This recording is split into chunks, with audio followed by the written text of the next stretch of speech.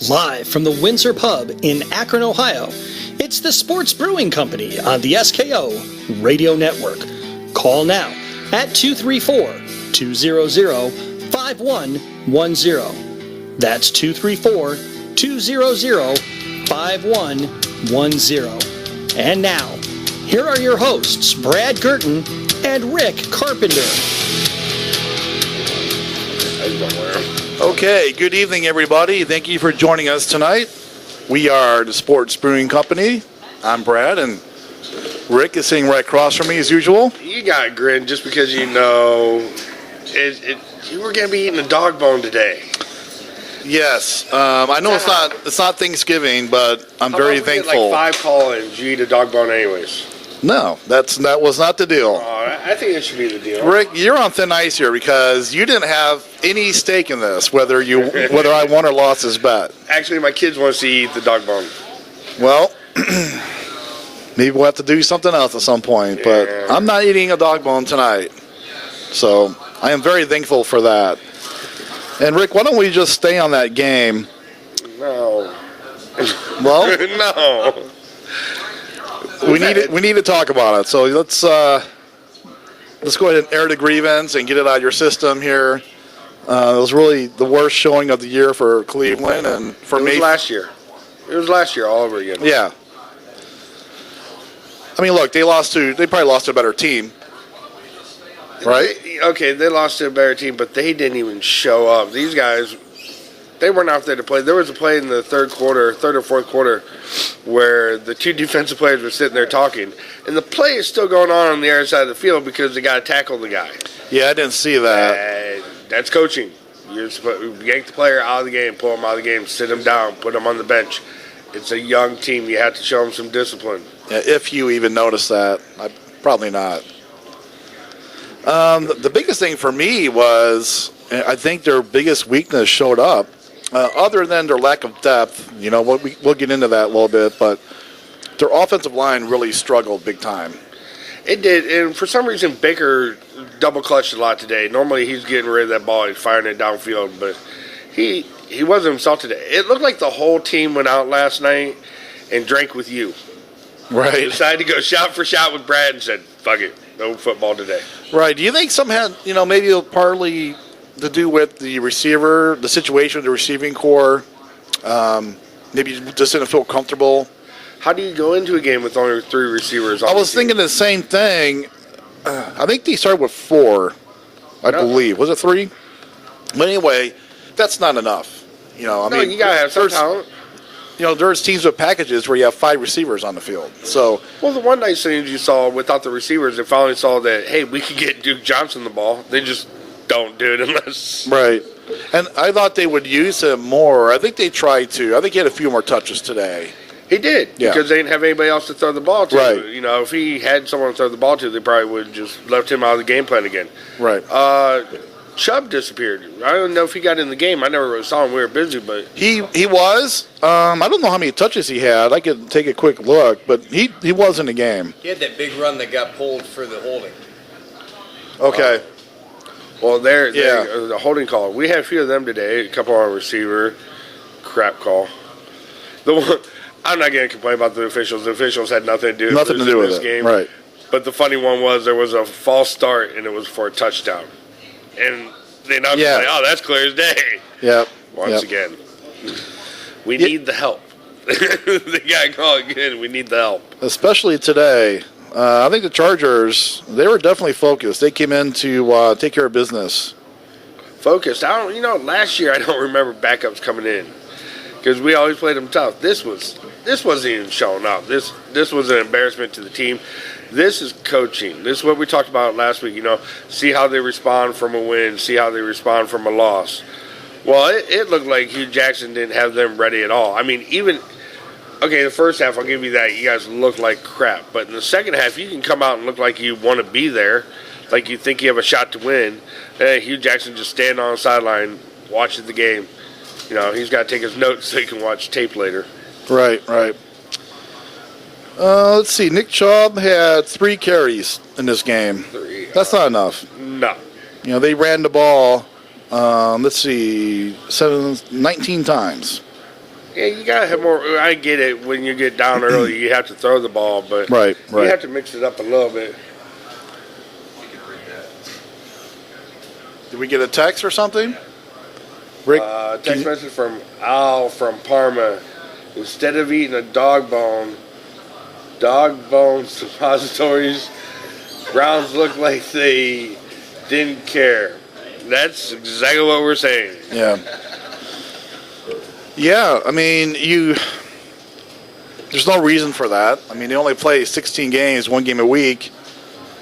There's no laurels to rest on. You got to come ready to play, you know? Defense. Everybody's been bragging about that defense all year, and that defense was not there. I mean, there was no effort, no fire. I mean, something's got to change on that team after seeing that, and I still Rick, I hate Hugh. Yeah, I don't want to see Baker save his job. You go all year, and he ends up going 8-8. Next thing you know, Baker Mayfield saving his job. Well, I really believe that in Game 3 against the Jets, Baker, I think, bought him some time because they were on their way to get crushed that game. They looked horrible. Well, they looked bad today. They looked horrible in that first half of that Jets game. Yeah, and we talked about it. And then Baker came in. Yeah. Yeah, Baker, the guy he didn't know to start is going to save his career. So, yeah, I don't know what the magic number is for Hugh Jackson. We've talked about this before. I mean, do you think this is an 8-8 team? Do you think that's possible? I think it's possible, but what I think we have to look at with them is how they mature, and I think that's part of what you're looking at with what Hugh does with his team over the course of this year. If you see games like this, that's not maturity. Yeah. And the coach has to be able to stomp that out. See, trust me, you should never see a game like this. Dorsey's here to do a job, and if he doesn't feel like it is getting the job done with the coaching staff, he'll make the change. See, I think Dorsey has more of like the Greg Williams and Todd Haley type attitude than, Well, Hugh Jackson's just laid back. He's results oriented. Yeah, he's not going to put up with the BS. No, if it ain't working, he's going to make a change, and I think that's in his hands now. Well, he's been fired every place for being a dick. I mean, that's pretty much why they get rid of him. I mean, the guy's so good at drafting. Kansas City left him on the draft, and then said, "Oh, we don't need you anymore."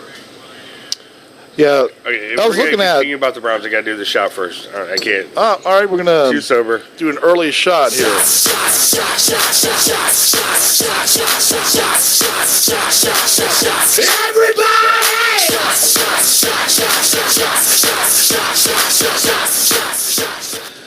Okay, I'm sure that woke everybody up. They're getting ready for bed tonight.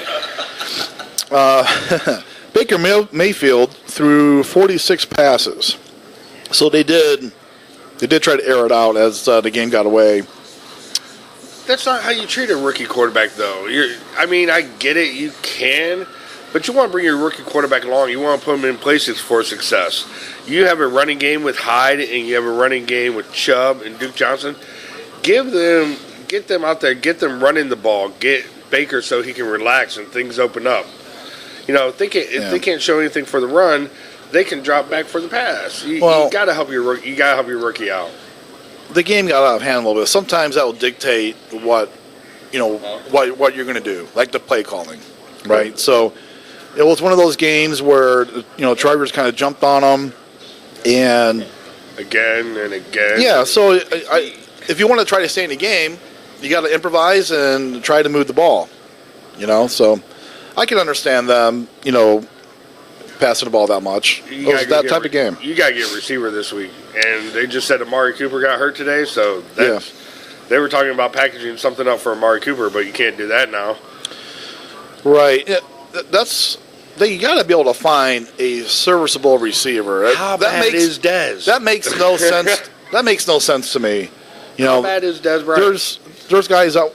I don't think they want to go that route, obviously. I don't blame them. But you got to be able to, field a team with an adequate amount of receivers, right? I mean, come on. That's ridiculous, I think. So, well, at least with Dez Bryant, you would have another guy on the field that can play, and he's out there. He's got to prove something or he's done. I mean, I mean, granted, I get it. They don't want to take the risk, and the guy can be, just a pain in the butt. But you got to have receivers. You have to have someone who can catch the ball. You have to, yeah. So yeah, they need to address that definitely. They travel to Tampa Bay next week, and that's not going to be no cakewalk down there. Well, this is a game where they come to Tampa, and I hope to God they win the game. I'm probably going to pick them later on. I'm sure. Yeah, I know. I'm going to have all the excuses. All the excuses you're going to hear right what I'm about to say. Right. This is a game where you want to see your coach take the team and galvanize them for this game and say, hey, guys, we played horrible. Mm-hmm. We can't do this. And turn the team around. You got another text? And maybe they pull off a big win. Yeah, so... Is Tampa Bay really a big win? I mean, listen, every win in the NFL is big. Dude, it's week to week. I mean, this week is a prime example. It's really hard to get a great feel on these games here. We just got a text message. We're not really sure who sent it or where it's from. They texted, was it my imagination or was Mayfield limping today? I think he was a little bit because he did hurt his foot in that first half. Plain as day, it was his knee when he ran to the sideline. He stepped on the marker. Yeah. The line judge, instead of moving out of the... he moved and left everything else. Yeah, they dropped it. So he was running out of bounds, and he slid on the first down marker, like the fabric part. And I don't know if it's his knee or maybe his ankle or foot. It's either a small sprain or hyperextension. I don't think it's anything major, but I think he was a little bit, yeah. But he's a gamer, so that's why he stayed in the game. But you're right, he was limping a little bit. He didn't even look like himself today, though. You didn't see him get fired up. He's a rookie, and you're going to have games like that, where nothing's going your way, and... Well, nothing went their way. Right. Today. I mean, that was terrible. Is there anything else that you notice in this game, Rick? Anything will help you get this off your chest and move on? Anything else? No, because Pittsburgh had to win at the end of the game right at the same time. I'm watching junk football. This reminded me of the last 2 years. Some of it reminded me of when Shermer was here coaching. It was just so bad. It wasn't even... Well, Shermer has his own problems in New York right now. Well, he shouldn't be coaching there. He should be a coach. Yeah. But, I mean, you can't have a team show up like this. That's one of the worst things I've ever seen. I got to put that on coaching. Coaching and Mayfield. Mayfield's the leader of the team. Mayfield's got to grab his guys. I mean, maybe it's a maturity process, see how he does.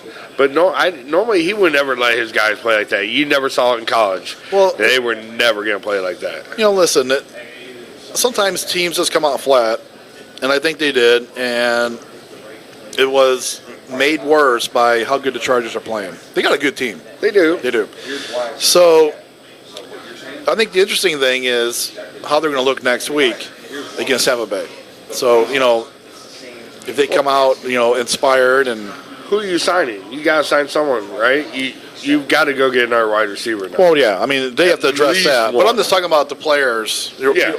Whoever's there, they got to come out ready to play. Because they got demolished today. You got to have at least one receiver. Yeah. A couple other games, Rick. Unfortunately for people in London, they didn't get the best game. They got the Seattle-Oakland game, and that was not competitive. Oakland looked terrible, I thought. Well, that game started at 9 o'clock in the morning. I'd been asleep for about 2 hours, so actually, I didn't see much of the game. I saw a little bit of quite a few games, and everything. What I saw in this game, it was pretty brutal. Look, Oakland, they look like they're doing a fire sale in Oakland right now. I don't see how Gruden's going to... I know it's the first year of a 10-year deal, but you start off by getting rid of a generational linebacker and defensive end in Khalil Mack. Right. How's that how you start? Now you're talking about trading away one of the best receivers in the game. This guy's going to get persecuted in Oakland. He's got to figure something out. Yeah, I mean... And Seattle's no fun to watch. They're just not the same as they were. They lost Marshawn Lynch, and once you lose, that helped Russell out a lot. They don't have that dominating defense they've had in the past. All those guys are all over the place now. And, then they gotten older, So, That Cincinnati-Pittsburgh game was a great game. It was a real good game. That was pretty much what we expected. It's always chippy. That's what you like about it. I think Cincinnati has to feel like they let one get away, which is kind of typical of that Marvin Lewis era. Well, it's typical of their game. They never win that big one. Like, this, if they win this one, they go to 5-1, and they don't have the division wrapped up because Baltimore won today too. They're 4-2. Good road win for Baltimore, by the way. Actually shut Tennessee out, which I did not see coming. But you almost buried Pittsburgh. Pittsburgh would be in trouble if they lost this game. Yeah, they would have been. But we talked about this last week. Until they get knocked off, they're still the cream of the division. They're the best team in the division. It's just going to take them a while to get rolling. I would say them and Baltimore, you can make an argument either way. Baltimore looked awesome today. Truthfully, Cincinnati is probably going to make the playoffs, but we both know Marvin Lewis will be out first game. Maybe. I mean, you think 3 teams from the North are going to make the playoffs? No, I think Pittsburgh and Cincinnati will. Okay. Pittsburgh's going to get it together. They're a good team. They're good. You got a Hall of Fame quarterback, a Hall of Fame wide receiver, a Hall of Fame running back. Well, not yet. He's not there yet. They're Hall of Fame caliber. Come on, they are. Le'Veon Bell, he's not playing yet. Yeah, but here we go again. I know Pittsburgh fans hate Le'Veon Bell, but the guy had to do what was right for him. They wanted to franchise tag him. He didn't want to be franchise tagged. He wanted guaranteed money. So they offer him a contract for 1 year.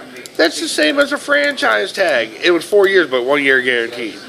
He wanted his money, and in that position, he wanted to get paid. But that's not going to change when he shows up. No, and I agree, but he paid Antonio Brown for touching the ball 100 times a year. Le'Veon Bell touches the ball 400 times a year. You got to pay the guy that is the anchor to your offense. Well, running backs they don't make that kind of money anymore. He's not just a running back, though. The guy was the second leading receiver on their team. Right. I hear you. I mean, that's why they're at a standstill. I know. Pittsburgh. I see both sides. I personally how think happy Pittsburgh fans are today. We were talking about Matt last week, and I said, "Oh yeah, Super Bowl bound." Mm-hmm. He said, "Yep, that's exactly what I thought." I talked to him. He did say that. So today he's getting his playoff tickets ready.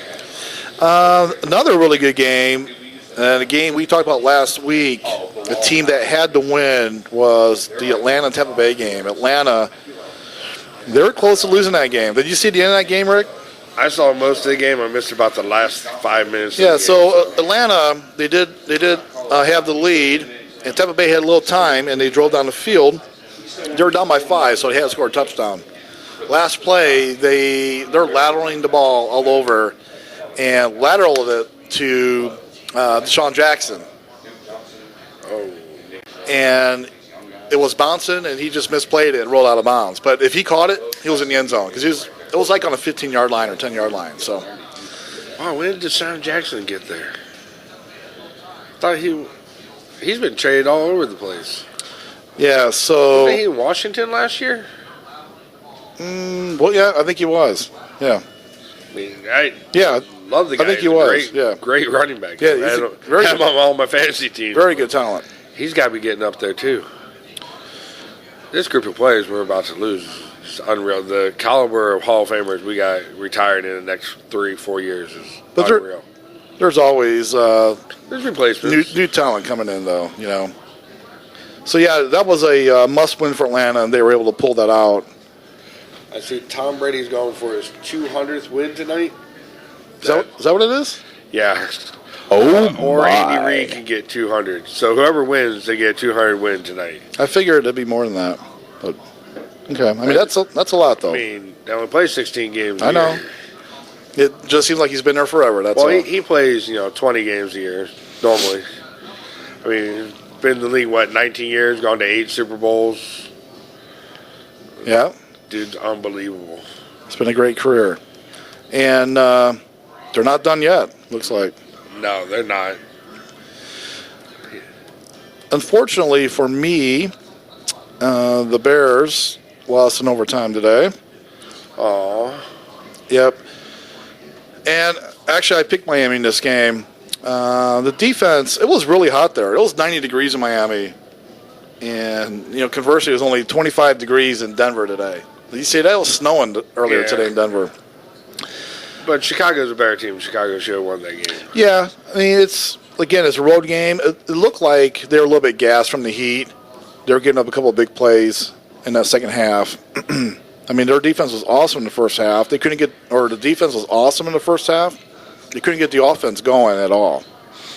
So, well, is Trubisky your guy? He is. Do you think he's a franchise? I mean, I'm not going to say a definite yes. I think he could be a very good quarterback. I mean, he had a good day today once he got going in the second half. Right, but that's what I mean. Normally you sit there and you're like, yeah, he's a franchise quarterback. If you question it, you're sitting there going, well, we might have a middle road quarterback for a career. I think he's going to be better than middle of the road. I do. Like an Alex Smith?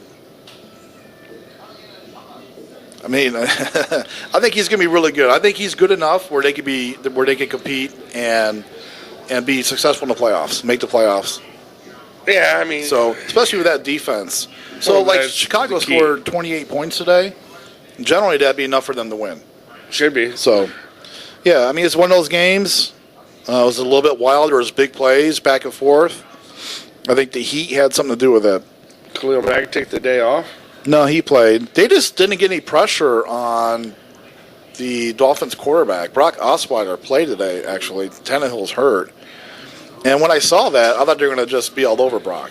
Brock Osweiler. Right. But Brock threw for over 300 yards. Almost makes me feel better about the Browns game today. Almost. Well, we didn't get dominated like that, though. No, you didn't. So, but at least ours was an actual quarterback. Right. I was a little bit surprised. A couple of games here I'm a little bit surprised by. The Dallas game against Jacksonville. Dallas put up 40 points. Yeah, what's happening with Jacksonville? I don't know. That's 2 weeks in a row. Yeah. Yeah. Yeah, they haven't produced at all. And if they're not gonna be able to stop anybody, their offense isn't going to win any games for them. They only put up 7 points today. Well, that's my big issue with Jacksonville is if their defense their quarterback doesn't play. produce, they're a top 10 They're in trouble. pick. They're in trouble. Yeah. They get Bortles blows. And then the other one was the Baltimore-Tennessee game. Baltimore's defense was incredible today. Might have been the best show all year defensively. I thought Baltimore gave their defense is very good. And they were pretty cool. They gave Mayfield a lot of credit last week, which I think he can take away this week. But they're like, we couldn't rattle the kid. This week he got rattled by everybody. But I mean, Suggs is a pretty amazing defensive player in his own right compared to some of the others. Yeah, to shut somebody out in today's NFL, that's doing something. That's as bad as the Browns were. They couldn't shut them out today. Right, and that is impressive. And Tennessee's been a pretty good team. I mean, that's a good team. To do that on the road, that was very impressive. Well, and I didn't see that coming. You can't shut them out anyways. It's almost impossible with the way the officials have to call the game. That's my point. Yeah, to be able to do that is, in today's NFL, is very, very hard to do. So, how were you up at 9 o'clock in the morning to watch the Oakland game? I saw you. That started at 1 o'clock here. They moved that back. Yeah. I was like, you were not functioning well last night. I could not see you up at 9 o'clock in the morning. I wasn't that bad, was I? Well, at least I didn't play Papa Shot last night. Yeah. So, okay, we're going to take a quick break, and we're going to come back and talk a little bit about baseball and college football. We're going to have an NBA preview tonight. NBA starts up next week. So we'll be back in just a minute.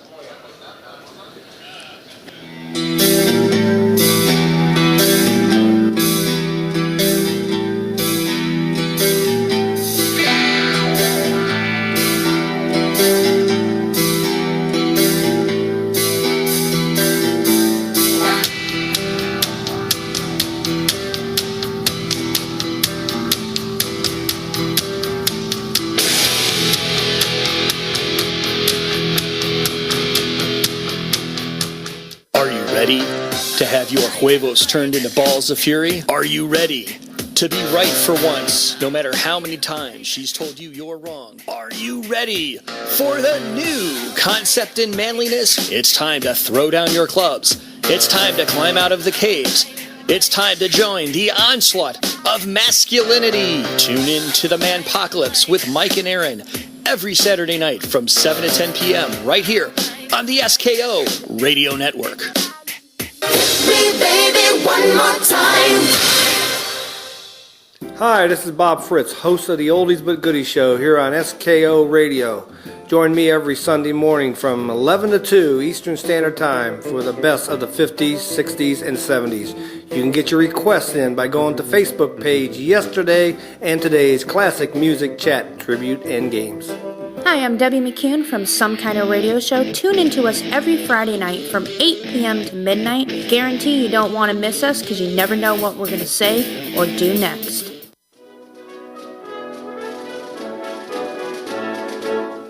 I'm Tony. I'm Sean. Tune in Sundays from 6 to 8 p.m. here on SKO Radio Network.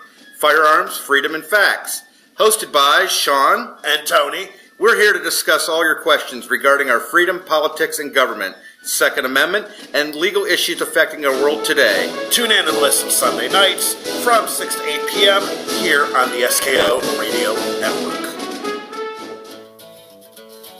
Hi, folks. Handy Randy. Some Kind of Radio. Every Tuesday night, 6 o'clock, we take your themes. First off, we need you to go to Yesterday and Today's Classics, Music, Chat, Trivia, and Games, and join that Facebook site. Once you do that, then watch for the themes and the requests. Tuesday night, 6 until 10, classic rock and roll. Promise will knock your socks off. In the beginning, Pat created ham radio heaven. But somehow it just wasn't enough. Listeners wanted more. So they went back to the drawing board, hoping to create that perfect show. Something's going to happen. What? What's going to happen? Something wonderful. Join Dale and I for Radioactive as we discuss technology and life in the world around us. That's Radioactive, 11 a.m. to 1 p.m. on Saturdays here on SKO.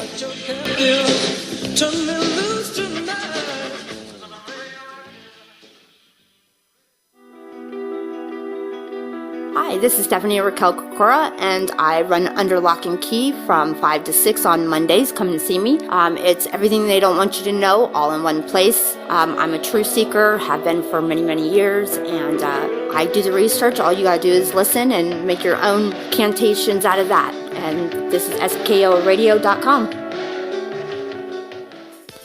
Hi, I'm Stephanie Ost. Hi, I'm Chris Ost. And we're the hosts of Throwback Thursdays here on SKO Network. Catch us every Thursday for our show Throwback Thursdays from 6 to 9 p.m. on SKO Radio Network. Buffalo Wings and Buffalo Sabres, beers and brewers, burgers, brats, and browns. Let us bring the sports bar to you with the Sports Brewing Company. Broadcasting live every Sunday, 9:30 p.m. to 11 p.m. from the Windsor Pub in Akron, Ohio.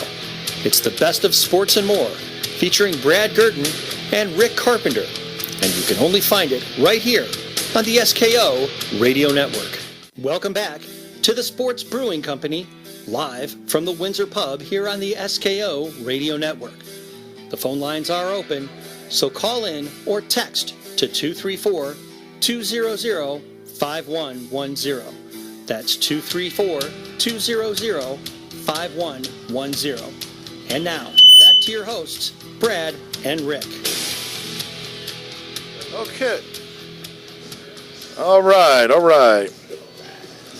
We're back. And Rick, let's talk a little bit about college football here. Okay, we're going with the top four, or we're going to do the beatdown of beatdowns that keeps continuing? I assume you're talking about Nebraska. We'll get to Nebraska in a few minutes here. I'm going to talk in general about the Big Ten. The Big Ten is kind of a mess right now. Well, you got Ohio State. Michigan's on their. If Michigan wins out, they'll have a shot at it. Ohio State's still the favorite to win that division. They're the big dog until someone knocks them off. It's going to be interesting to see. So, like, Michigan's been playing good. You know, they opened a year of a loss, and they've won 6 in a row. And really, a very impressive win on Saturday over Wisconsin. Ohio State is doing what they're expected to do. And really, in this conference, they shouldn't have any trouble. They really shouldn't. You know, the Michigan game could be interesting, but Penn State gave them all the problems in the world, so we'll see if Michigan can get up for that game.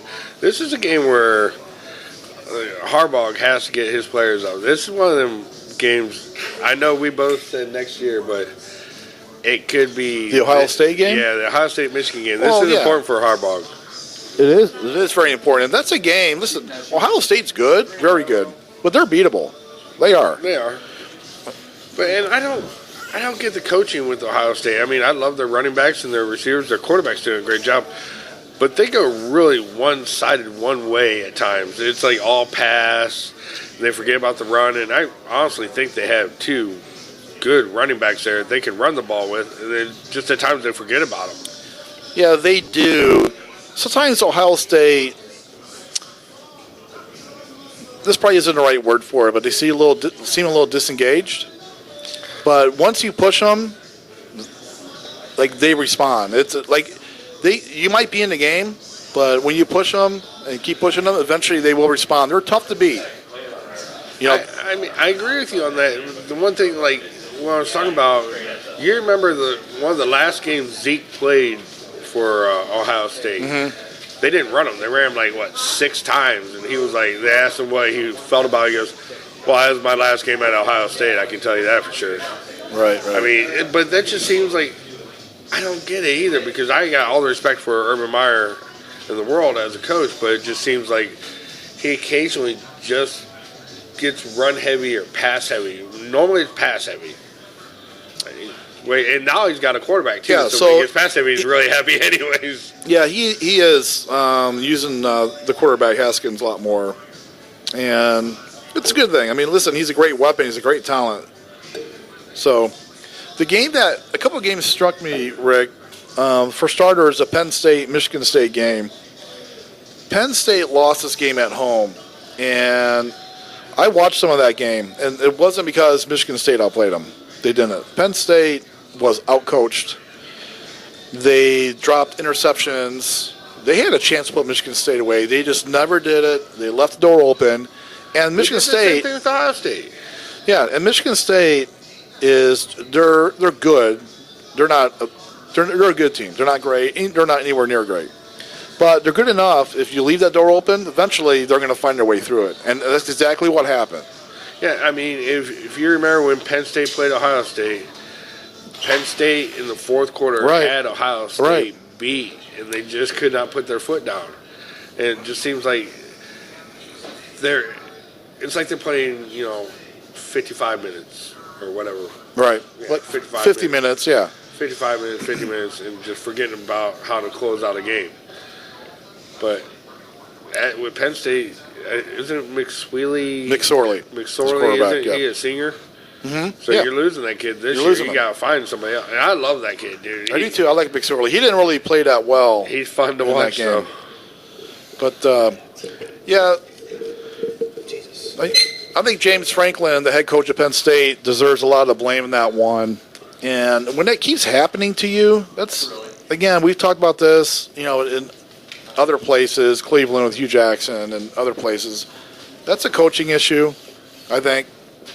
You got to be able to close that game out. Like, they had chances, like 1 first down. They had 2 possessions late in that second half where all they needed really was a first down, and they couldn't do it. They kept punting the ball away. Give Michigan State their chance. So that's on them. I'm sure he didn't sleep too well last night because that was a bad loss. Yeah. Coaching is difficult right now. There's not, like I said, some of these teams are going to start giving some of these younger coaches a chance. And it's just, Well, it's not like James Franklin is this old coach, you know. So, yeah, I mean, it's. Look at New England go. You know, if you want to watch a franchise and know how you're supposed to run it, look at New England, look at Pittsburgh. That's how you run a franchise. Right. Yeah, so we're down here at the Windsor, and we have the Sunday night game on and the baseball game on TV. So you're always welcome to join us here on Sunday nights. Yeah, you can keep track of all your fantasy because we got the NFL ticket, which made it crazy today. Yep. Rick, another Big Ten game, too, I want to talk about is the Nebraska-Northwestern game. And Nebraska keeps finding new and interesting ways to lose games. Northwestern's not that good. They're not. And this is the crazy thing about the Big Ten. I think the Big Ten in general is down. Northwestern is leading the Western Division of the Big Ten right now, believe it or not. Well, we talked about this. Those divisions are terrible. They are terrible. Yeah, Ohio State, Penn State, Michigan State, and Michigan in the same division. That's your own conference. Yeah, because they want Michigan and Ohio State to play every year, so that's why they kind of. Well, it messed up with the. They didn't want Michigan and Ohio State to play back to back, is what it was, because it would. Well, they want that guaranteed game. If they were in the other division, then it wouldn't be a guaranteed game. That's why they did. Well, they did it for a few years when they had legends and leaders or whatever. They just find ways to make things sound stupid. So Nebraska, in this game, Nebraska actually had a lead late in that game. And looked like they're going to finally get off the snide and win one. Rick, drink the Kool-Aid. They had a 10-point lead with 5:41 to go and couldn't hold on to the game. They gave up a field goal, and Northwestern got the ball pinned down on their 1-yard line, down by a touchdown with 2 minutes to go. And Nebraska could not keep them out of the end zone. Yeah, they're not a good team. Yeah, I mean we can sit here and talk about Nebraska till we're blue in the face, but they're not a good team. So their losing streak is now 10 games. And Akron U needs their money. Right, and it's the second longest losing streak. UTEP, which has the nation's longest losing streak at 18 games, did not play. So they're still at 18. Yeah, so we talked about this last week, Rick, and I did some research. Akron has not been paid for that canceled game yet at all. They haven't paid them for the travel. Yeah, Akron said the expenses for the travel was $165,000 to get there and back. Nebraska has told, here's what they've told Akron, that they have decided to move on, and they found another opponent, Bethune-Cookman, and so they've moved on. They're like, their intention obviously is not to pay them. Now, what happens in the courts, I have no idea. It sounds like it's going to go there. I root for Akron in the court system here now.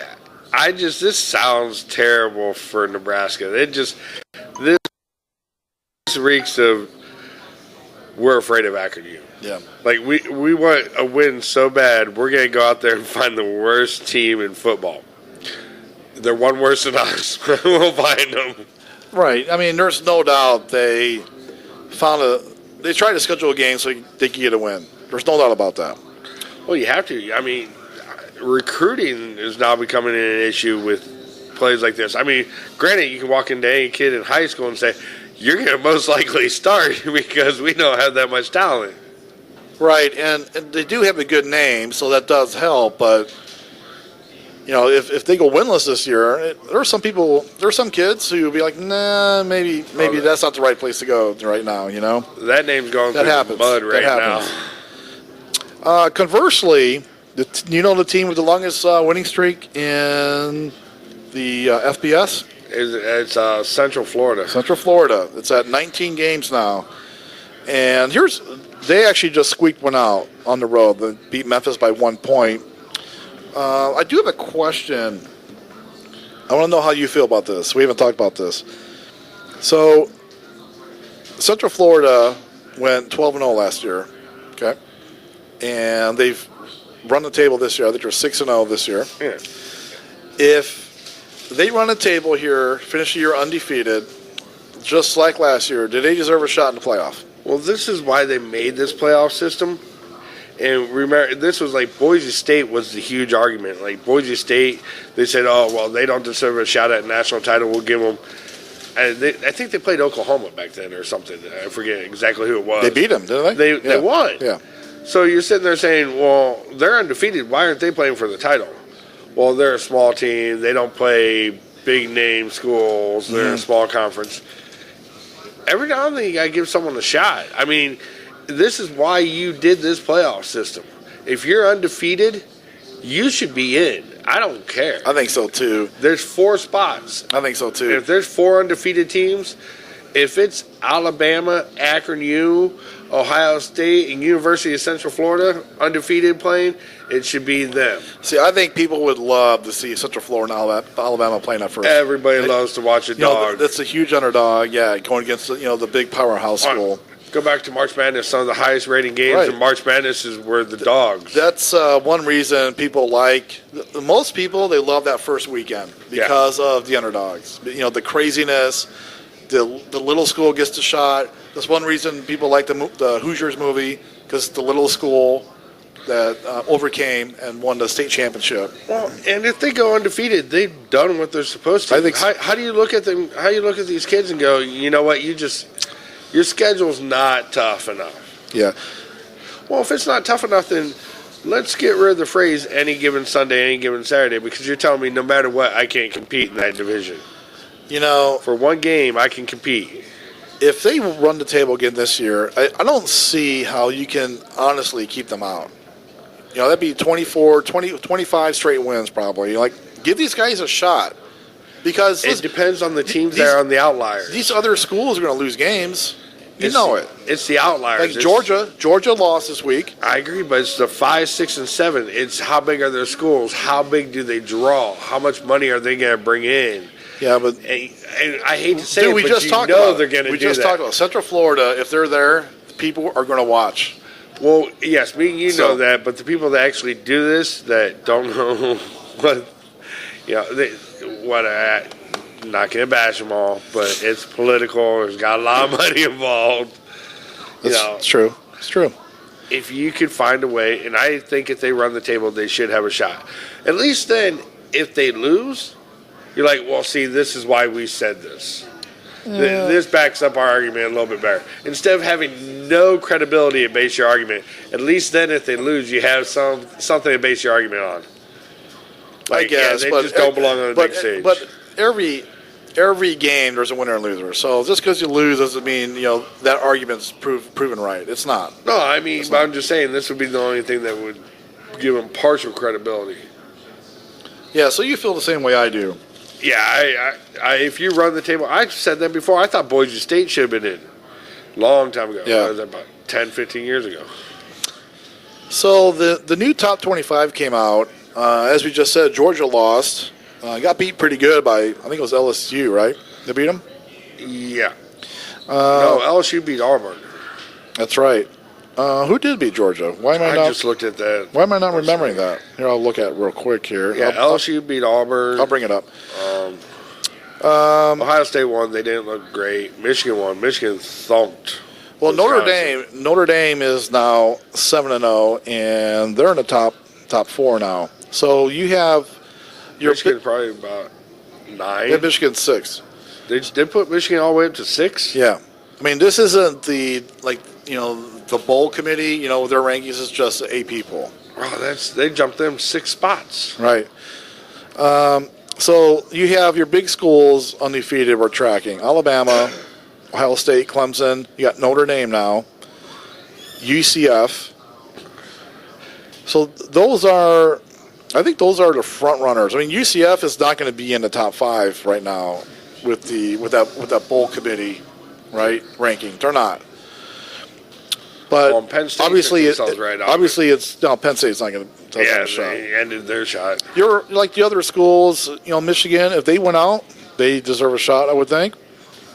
So, but that's what I'm saying. This is the whole thing with UCF. If let's say Alabama wins out, Clemson wins out, Notre Dame wins out, and Michigan wins out, you really think they'll dump Michigan for UCF? Do I think they will? No, I don't. I don't think all those schools are going to be undefeated, though. I don't think even as a Michigan fan, I will tell you that I think UCF should be in there. Yeah, I don't think there's going to be 3 undefeated schools at the end of the season, though. I don't. I think Alabama. Generally, there's not. I think Ohio State's going to drop 1. They don't.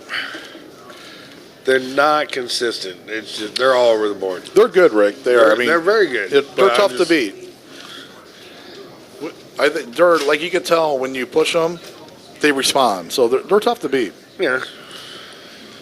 Okay, we're gonna move on to baseball here, but before that, we're gonna do another quick shot. So if you're drinking at home, feel free to join us. Hey, we watch the Browns game today. There's gonna be a lot of shots.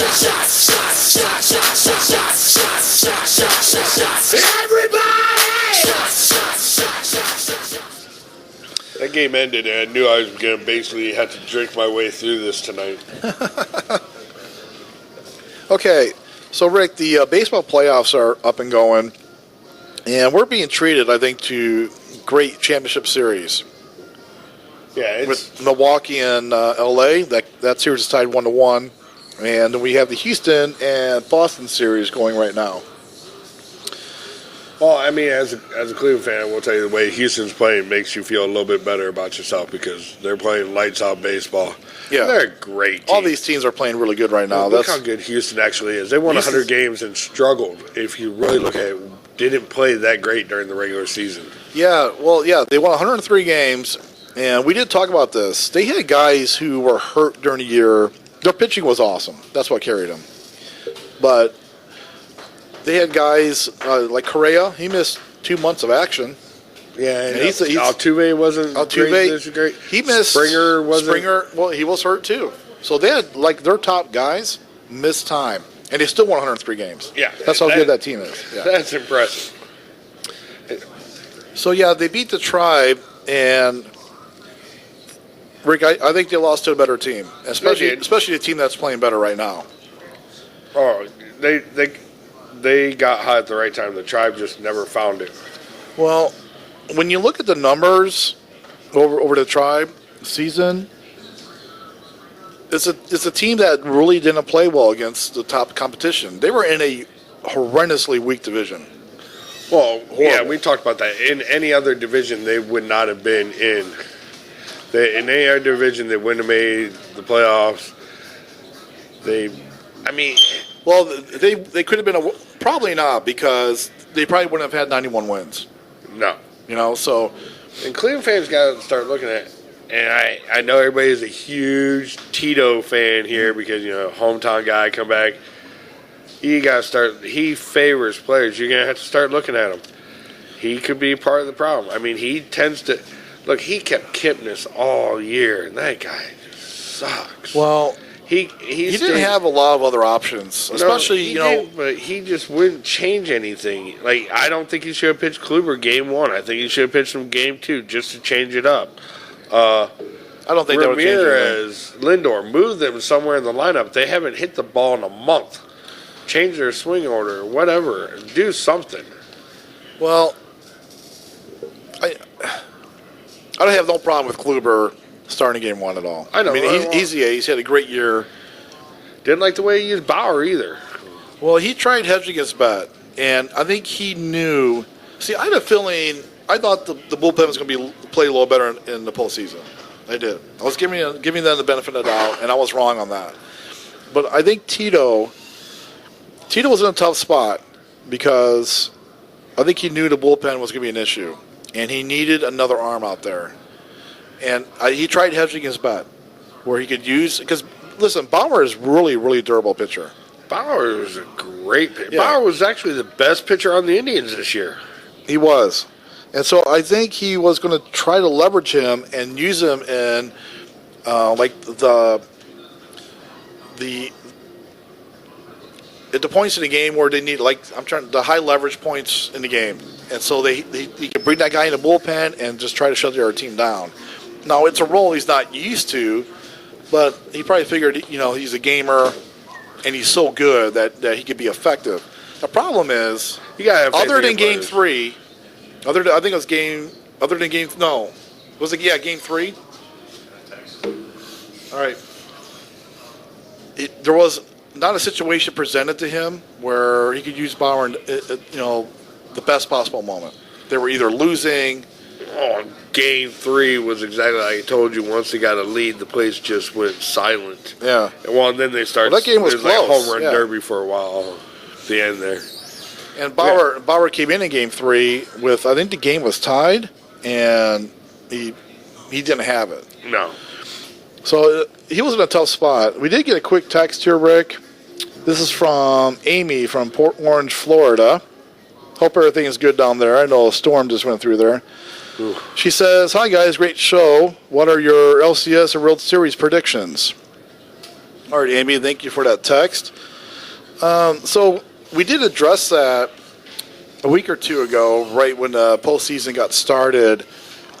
I picked Milwaukee was my pick to come out of the National League. Rick, you took LA. Yeah. So our teams are facing off. In the American League, I took Boston. Ricky took Cleveland. That's a little bit of a homer thing. Yeah. Just gonna be honest. I mean, there's nothing wrong with that pick. This in retrospect, yeah. I think Houston's coming out of it now. I'm rooting for Houston. Okay, Well, that's a good story. I mean, Altuve's got the best story in baseball. I love that story. I love Altuve. Altuve is my favorite player, and I'm not even, I'm not from that area. I'm not a Houston Astro fan, but here's why I took Boston out of the American League. Just because it's so hard to repeat and go back to the World Series. That's the only reason. I figure you're a David Price fan, and that's why. No, he's if they don't make it, he's probably one of the reasons why, even though they are winning today. But we'll talk about that here in a minute. So my pick was Boston. I am rooting for Houston, though. I like Houston's team. Altuve, he's probably my favorite player in baseball. It's a great story about him. And if it's Milwaukee and Boston in the World Series, I'm going to go ahead and stay on Milwaukee. I'd love to see them win that. That's going to be a great World Series. I mean, whoever gets there. These 4 teams are playing really well. Just don't be Boston. I hate the big market teams. I know. That's why I chose the Dodgers, because of the big market, and that's where everybody has to go play now, is in the big markets. Right. They're all following the NBA trend. So who are you taking to win the World Series then?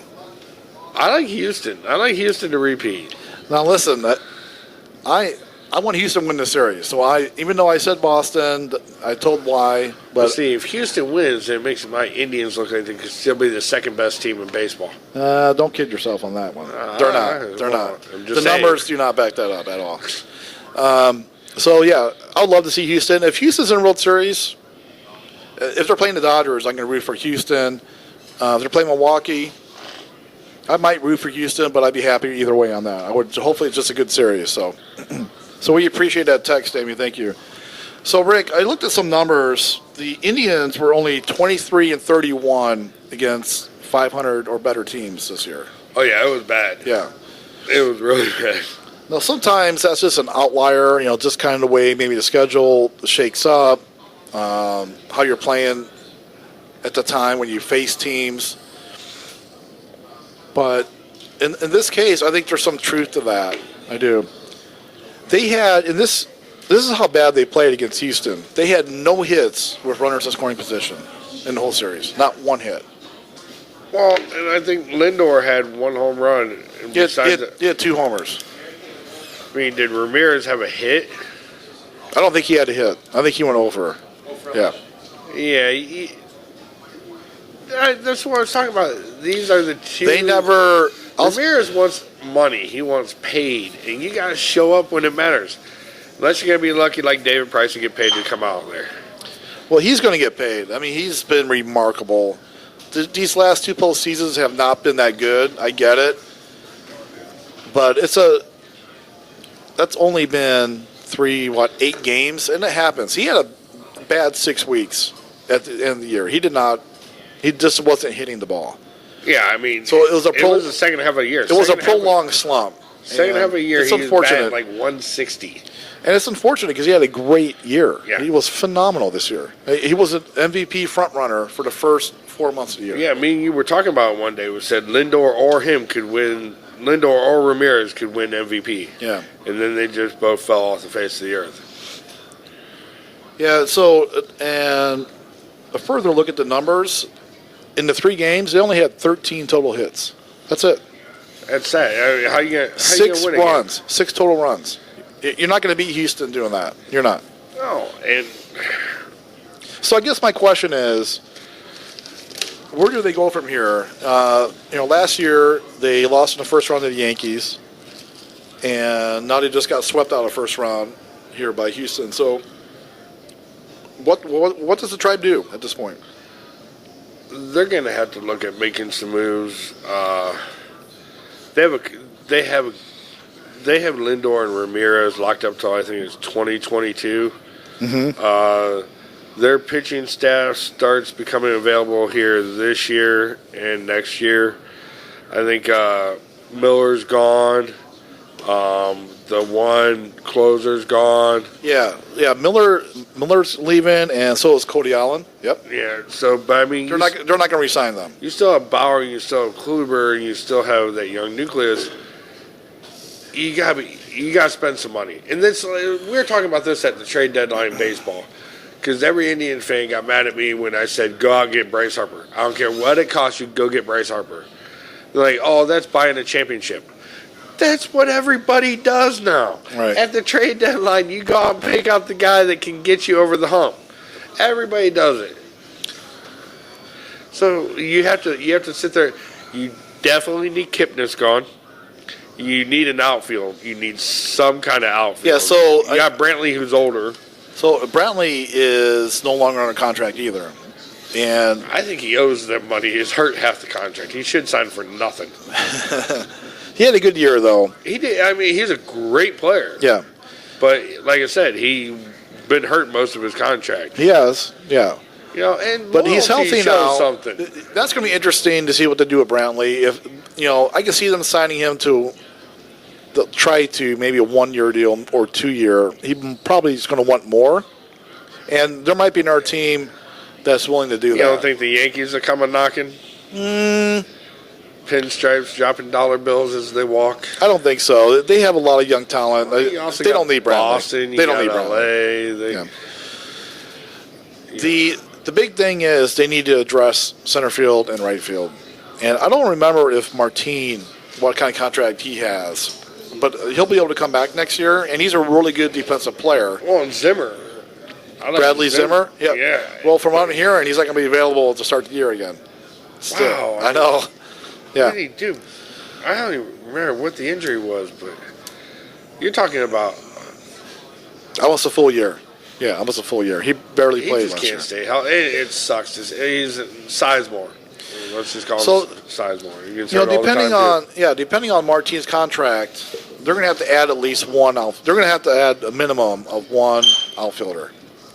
And it should be a right fielder who is really good defensively.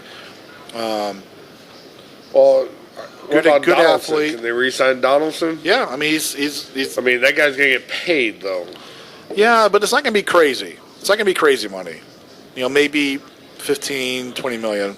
That's like, hey, you got $15 million I can borrow. I mean, I'm not asking for a crazy amount of money. I just want to know. I'll sell for $1 million. If we're owning a sports franchise, that's if you want to loan me $1 million, it's not crazy. It's nothing nuts. Everything's $1 million. I'll be okay. I know everything's relative, dude. Trust me, that does seem crazy to me. Oh my God, to hear them bitch about it. I remember some of these guys complain about the money. I know. Well, Rick, I remember when I was a kid, my favorite baseball player was George Foster. Played for the Reds. I was a big fan of the Big Red Machine. He was a free agent and signed with the New York Mets in 1981. He was the first player to earn $2 million a year. Well, then you had that's 30-some years ago. Yeah, Bobby Bonilla Day, which is June 1st, right? Where he gets $1 million. That's a smart contract for someone though. Back then they weren't passing out contracts like they are now. And he basically made it so he set himself up for the rest of his life. That is a very smart contract. I give Bonilla credit for that. Yeah. It was a great idea. But some of these... Well, his agent, I'm sure he got creative. The one that I always remember was... The one I thought that broke and made the salaries just go nuts with Larry Johnson in basketball. Remember, he signed well, I think it was 5 years, $84 million, and then next thing you know, it was just next day in the paper, this guy signs for this, this guy signs for this. That's what happens. And all of a sudden, quarterbacks are going, "Where's my money?" I mean, right. Think about this. That's how it works. Football is the lowest paid sport out of the three. It is, and it's the one where you get messed up more than any other sport. These guys and the NFL makes more money than all the other sports, and yet they pay these guys. They do minimum. pay. They do pay a lot more players. I mean, these rosters they are pay 53 instead of 15. Yeah. Or baseball's 24. No, I mean, it's such a big jump. I mean, the best quarterback in the league right now is not making near the money as the 10th best player in the NBA.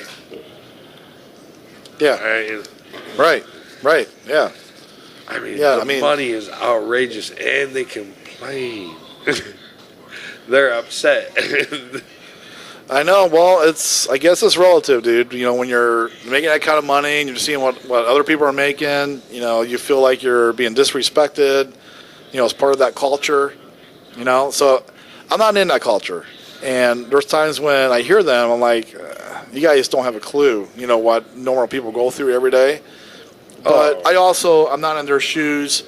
They don't pay their bills. Most of the time, their agents take care of their bills and stuff. There's a lot of people, and we're the wealthiest country in the world, who don't know how they're paying the rent yet next month, right? So, I mean, it's just there's a big difference between how some of these guys look at life and their problems. I think everybody should have a Bobby Bonilla day.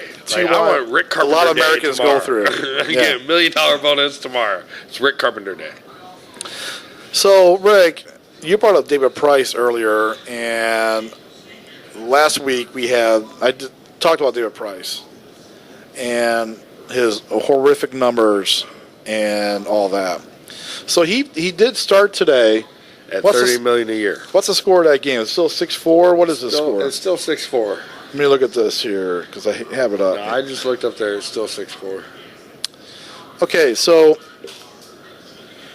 a couple of things here I want to touch on. David Price started for the Red Sox today, and he did not pitch well at all. He gave up 4 runs in 4 2/3 innings. At $31 million a year. Right. And that's been pretty much the way he's pitched in the postseason. And he left the game with a lead, which is unusual because he usually doesn't. It was a 5-4 lead, but he left after 4 2/3 innings, so he's not eligible for the win. Okay, so he has not started a game in his career in the postseason and won a game, so that's not going to change. And again, like I said, he did not pitch well. Here's the only thing that will change if Boston holds on to this lead. This will be the first time ever he started a game and his team actually won in the postseason. Well, look, maybe his manager said, "Hey, he got us this far. Let's get him out. Let's get some confidence." Dude, I totally agree. I think pull him now. He's pitched great. Pull him, give him an attaboy. If we make it to the next round, maybe he really turns it on. Rick. That's a great point. I think Cora did probably the best thing for him. Yeah. And for the team. I think he obviously knows all this that I talk about. He knows it, okay? This isn't, some secret that I keep bringing up. He knows what David Price is about, how he's struggling in the postseason. So he had a quick hook. He knew going to that game, he's like, listen, the first sign of trouble, I'm going to bring him out. Okay. Rick, we're going to take a quick break, and we'll be right back. All right.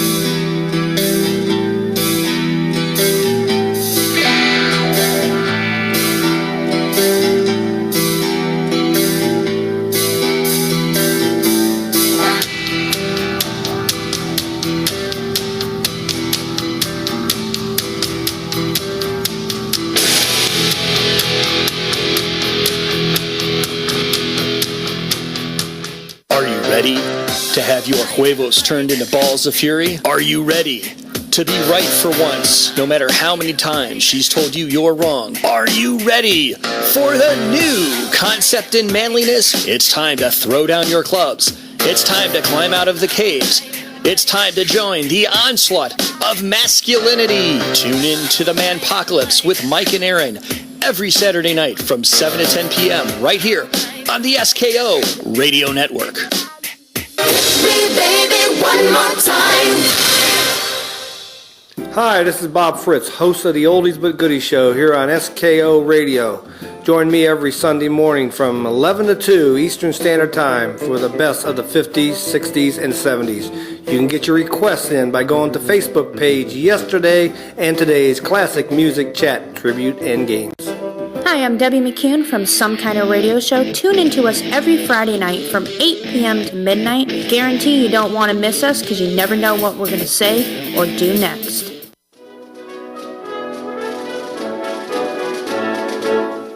I'm Tony. I'm Sean. Tune in Sundays from 6 to 8 p.m. here on SKO Radio Network. Firearms, Freedom, and Facts. Hosted by Sean and Tony. We're here to discuss all your questions regarding our freedom, politics, and government, Second Amendment, and legal issues affecting our world today. Tune in and listen Sunday nights from 6 to 8 p.m. here on the SKO Radio Network. Hi folks, Handy Randy. Some Kind of Radio, every Tuesday night, 6 o'clock, we take your themes. First off, we need you to go to Yesterday and Today's Classics, Music, Chat, Trivia, and Games, and join that Facebook site. Once you do that, then watch for the themes and the requests. Tuesday night, 6 until 10, classic rock and roll. Promise will knock your socks off. In the beginning, Pat created ham radio heaven. But somehow it just wasn't enough. Listeners wanted more. So they went back to the drawing board, hoping to create that perfect show. Something's going to happen. What? What's going to happen? Something wonderful. Join Dale and I for Radioactive as we discuss technology and life in the world around us. That's Radioactive, 11 a.m. to 1 p.m. on Saturdays here on SKO.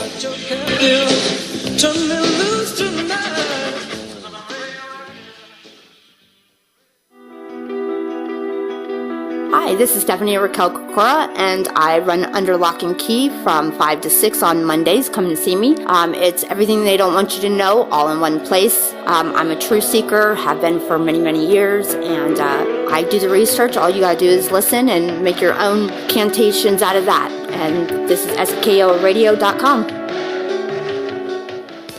Hi, I'm Stephanie Ost. Hi, I'm Chris Ost. And we're the hosts of Throwback Thursdays here on SKO Network. Catch us every Thursday for our show Throwback Thursdays from 6 to 9 p.m. on SKO Radio Network. Buffalo Wings and Buffalo Sabres, beers and brewers, burgers, brats, and browns. Let us bring the sports bar to you with the Sports Brewing Company. Broadcasting live every Sunday, 9:30 p.m. to 11 p.m. from the Windsor Pub in Akron, Ohio. It's the best of sports and more, featuring Brad Gurton and Rick Carpenter. And you can only find it right here on the SKO Radio Network. Welcome back to the Sports Brewing Company, live from the Windsor Pub here on the SKO Radio Network. The phone lines are open, so call in or text to 234-200-5110. That's 234-200-5110. And now, back to your hosts, Brad and Rick. All right, Rick. Let's talk a little bit about the NBA. Sorry about that abrupt break. Had to handle some business. Yeah, it's one of them things. It happens from time to time. So yeah, that was a quick break and took care of it. Now here we are back. We're gonna get into talking about the NBA a little bit here. So. I love basketball, Rick, as you know. You know I love basketball too. Yeah. I love the NBA from when I was a little kid, and this NBA is just not what I grew up with. It's still entertaining though. It is, but come on, I'm tired of knowing who the finals is going to be before the season starts. Yeah, this might be one of those years as well. I'll take Golden State. Yeah, and I'd take Boston. Yeah. Gee, shocker. I bet you that's the finals. But listen, things happen. You know, I mean, you never know. Barring injury, what's going to happen? Right. Well, I mean, that's part of the game. We can break Golden State down as much as you want. So, all right, is that our preview? Are we done? Dude, let's. I mean, there's so much to do. I mean, we can talk about the LA drama that's going to happen. Here, so. But if Golden State stays healthy, there's a team. USA Basketball just invited all 5 starters from Golden State. Yeah, that's disgusting. I'm going to be rooting for Angola. Come on, I don't want to do it. They still have tryouts, dude. DeMarcus Cousins going to get cut. Kevin Durant, Steph Curry. Cousins can get cut. There's a lot of good players, dude. But Cousins is the best big man in the game. I don't know about that. You got him. I'd rather have Anthony Davis playing the 5 than Cousins all day long. That's me. I like Cousins better than I like Davis. No, Davis, he's more athletic. He's a better defender. Give me Davis all day. I don't even think it's a question. All right, go ahead. Let's go division by division then. That'd be the easiest way to do it. Well, all right. So a couple things here. So the season starts next week. And, there's always a lot of movement. I went through, Rick, and kind of rated, and we'll talk about this, the conferences, how they're going to finish up. And one thing in general I noticed is the top half of the East is pretty good, actually, really good. Well, you have Boston, you have Toronto, you have Philly, you have Milwaukee. Mm-hmm. And Indiana's good. Yeah, Indiana's... They don't have any main superstars. I mean, Owen Depot kind of came on. Miles Turner is... They're looking for him to take a step further. They're really well coached. That's a very underrated coaching job. They're very good defensively. I like Indiana's team a lot. I mean, they're not a championship contender, but they are fun to watch. If you like basketball, it's a good team to watch. Yeah, I don't disagree with you at all. They gave the Cavs all they wanted last year. They were really close to knocking the Cavs out in the first round. That was a heck of a series. I mean, great series. And so the top half is really good. It's the bottom half. Like after Indiana is where it starts to get a little murky. Well, the East just isn't deep yet. Washington, Dwight Howard has a butt injury now or something. I don't know what that's all about. I'm not a Washington guy. There's something about that team, and I think they're worse with Howard than they were Gortat. Well, is Howard, and this we talked about this forever, is Howard a Hall of Famer? Probably not. I don't think he is either. Look at all the talent. Look at the way he started his first 4 years. Yeah. The guy was dominant. I mean, he took Orlando to the finals. Yep, it was him and a bunch of shooters. Yeah, I mean, and all of a sudden this guy has done nothing but whine, cry, whatever. He's been all over the league. I don't think he is. I mean, listen, he's been a good player. But I don't think he's a Hall of Famer. I don't. I don't think he can. I don't think he's got the. He might end up with the numbers just because his career is so long. But then again, he misses a lot of games, and I don't think he is. I don't think he can bounce around team to team to team to team. I mean, this guy's been 5-6 different teams, and it just seems like people don't want him there after they have him there for a year. I mean, this is a guy that's been traded 3 times in a season now. Right. I mean, he's been all over the place, and I do like Bradley Beal though. Bradley Beal's tough. Otto Porter Jr. is not bad. I do like those two. I'm not real sold on less and less on John Wall every year. It seems like he's kind of a cancer. He's tough to play with. Man, does he have the talent though? He's got the talent to play. He does. You would think with 2 really good guards like that, and with Porter on the wing, because that's what the NBA is about. It's about ball players who can make plays, who they can score in different ways. Those 2 and guards versatility. In the I'm not saying they're real versatile, but when you got really good perimeter play, that's a great start in the NBA. I agree. That's what I'm saying. Those 2 guys in the backcourt remind me of, like a backcourt of equivalent to almost Isaiah Thomas, Joe Dumars. I knew you were going to go there. I mean, it's See, I disagree. Dude, Isaiah Thomas was a winner. Isaiah is my number one point guard of all time. You know that. Yeah. I knew you were going to go there. John Wall's good, but I think Bradley Beal's probably a little bit better than Joe Dumars. Probably. I mean, and that's a shade because Joe Dumars was a player. I mean, he was. He was one of those guys that he was. He might even have been a second-round pick. But you should be able to take two elite guards like that and make something with the team. I agree. You put some talent around them, maybe some shooters, and they just have not been able to make it work for whatever reason. No, I ain't. And this has been for 4 years. Well, I thought last year, remember, we talked about this last year when everything was getting crazy and all these trades were rumored. We thought they were going to split this team up last year and start making their move. Like, hey, we're done. This ain't working. But apparently they're going to keep trying the same thing. Definition of insanity. Beat your head, try the same thing and hope for a different result. So, yeah, Washington was in the West. I think they missed the playoffs. It does help that they're in the East. Because the teams fighting for the playoffs in the East, they're not really that good. No, after 4 and 5. After 5. After 5, it's a real drop-off. Cleveland's going to be fighting for that spot. Orlando's probably going to be fighting for that spot. See, I think you're going to see... Maybe the Knicks? No, I think the Knicks are going to be terrible this year. So here's how I have the East looking right now. I have Boston, Philly, Toronto, Indiana, Milwaukee, Washington, Detroit, and Miami. So those last few teams, like Washington, I think Washington's going to make the playoffs. Detroit's got enough talent where they should too, and so does Miami. Like, those teams aren't horrible, but compared to what's going on out west, they're not on the same level. Milwaukee's that team that they can actually scare you a little bit. They have. I like Milwaukee's team. I do. The Greek freak, and that guy is unreal. He is. He is. I mean, his talent, his ceiling is. There is no ceiling for this guy. This guy could be the best player in the NBA. I mean, he's got all the talent. He could, yeah. But you don't like the Knicks at all? Porzingis coming back? I think they're a year away yet.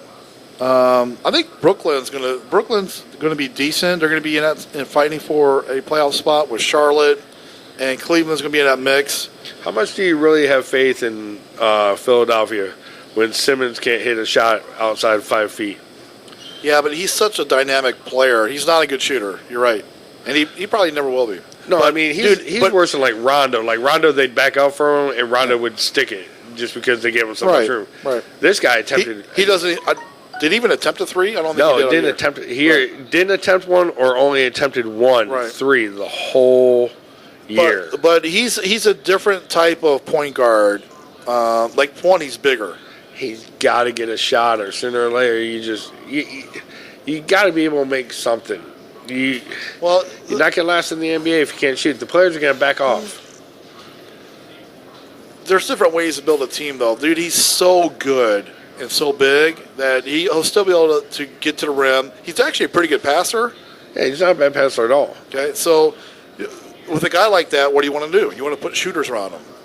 So they still got J.J. Redick, who can light it up from three. I agree, but if you can sag off 5 feet, it makes it a lot easier to play defense on him. And I don't see anybody getting up on him this year. I agree. I mean, he's not the perfect player, but he's still a really, really good player, and he's a really good defender. Right. So he's going to have to hang his hat on his defense, and they need to. And his playmaking ability. Yeah, they need to run a lot. Well, listen, I mean, they're a little bit. I'm not saying they're unconventional because that big man down low. Why am I forgetting his name? The big guy. Embiid. Yeah, Joel Embiid. Yeah, I mean, he's a really good post-up player. You don't see a ton of post-up play in the NBA anymore. Well, but he's a really good athlete, though. Yeah, he can play anywhere. Yeah, he can run the floor. So if Philadelphia's a team where I think they should just keep pushing the ball. Yeah, and pick up the pace. That plays to Ben Simmons' strength. Yeah. And Embiid can find his and get his. And Embiid's got the... Yeah, Embiid's... He's not one of them freak 7-footers. Yeah, he's a unique player. He plays that position totally different than anybody else. When you watch him, it's actually amazing what he's able to do. And the guy he's hilarious. He's always smiling out there. He cracks me up. Oh yeah. Well, he's gotten a little bit of trouble off the court because he's out dancing at a concert when he's supposedly hurt. And, he's a fun-loving guy. Kid. He is a kid. Yeah, he's a kid, and he's got a unique approach to the game, which I do enjoy.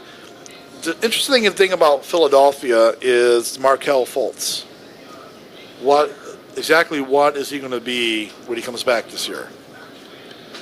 Listen, he could be a really good talent, dude. Like he could, but I mean, Boston's got to be sitting there going, "Wow, there's a lot of players we could have taken and probably been okay with."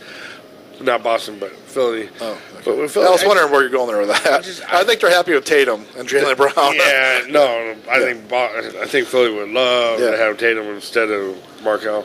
Yeah. With Philly, do you trust the process? That's what it's all about, supposedly. Trust the process. I mean, lose for 10 years and we'll put together a team. But I don't see it with Ben Simmons. If you can't make a jumper, I don't see them going. I'm a little higher on Ben Simmons. I mean, he's not a jump shooter, so that's just he's not that guy. But there's other ways you could Ball win. might have a better jump shot. Right, maybe. Lonzo Ball and Ben Simmons. Lonzo Ball probably does. We'll get Lonzo Ball, Ben Simmons, and Chris Dudley to have a game of pig, and they're not allowed to shoot inside the lane. Might take all day. I don't think I'd even want to see that. I don't even care. I don't. But but Ben Simmons can win games. He can. So he's got. I'm higher on Ben than you are. Well, he is very athletic. You have to play. Listen. You're not. He's not a guy who's going to come down and light it up from the outside. He's not that player. So you got to run a little different style for him to be effective. I agree, but he's going to struggle. I think this year he struggles more than he did last. They lost a few players. Ilya Silva is gone. Still got JJ. Yeah. And that was good because I think he was up. His contract was up, I believe. Well, he got paid like $24 million last year. Signed a 1-year deal. Yeah. Whoa. Yeah, I don't think he's making that much this year, but he can. I mean, he's made a living. He can shoot. He can shoot. He fits that team well. They need that guy, and they could use. I like Covington a lot too. Covington's a really good defensive player. It's a good team. It's a really good. Markelle Fultz, I think, is the X factor. Like I want to see them play together more. Right. And what he looks like. I'm curious to see what the Cavs do this year. I think the Cavs have some. I like Seti or Yeti or whatever his name is this week. Seti Osman. Yeah, they called him Yeti, Seti, everything. Yeti would be a good nickname for him. Kevin Love is still Kevin Love. Let's see. Well, here let's do a quick shot here. If you guys are drinking at home, join us, and then we're going to get into a little more Eastern NBA Conference discussion.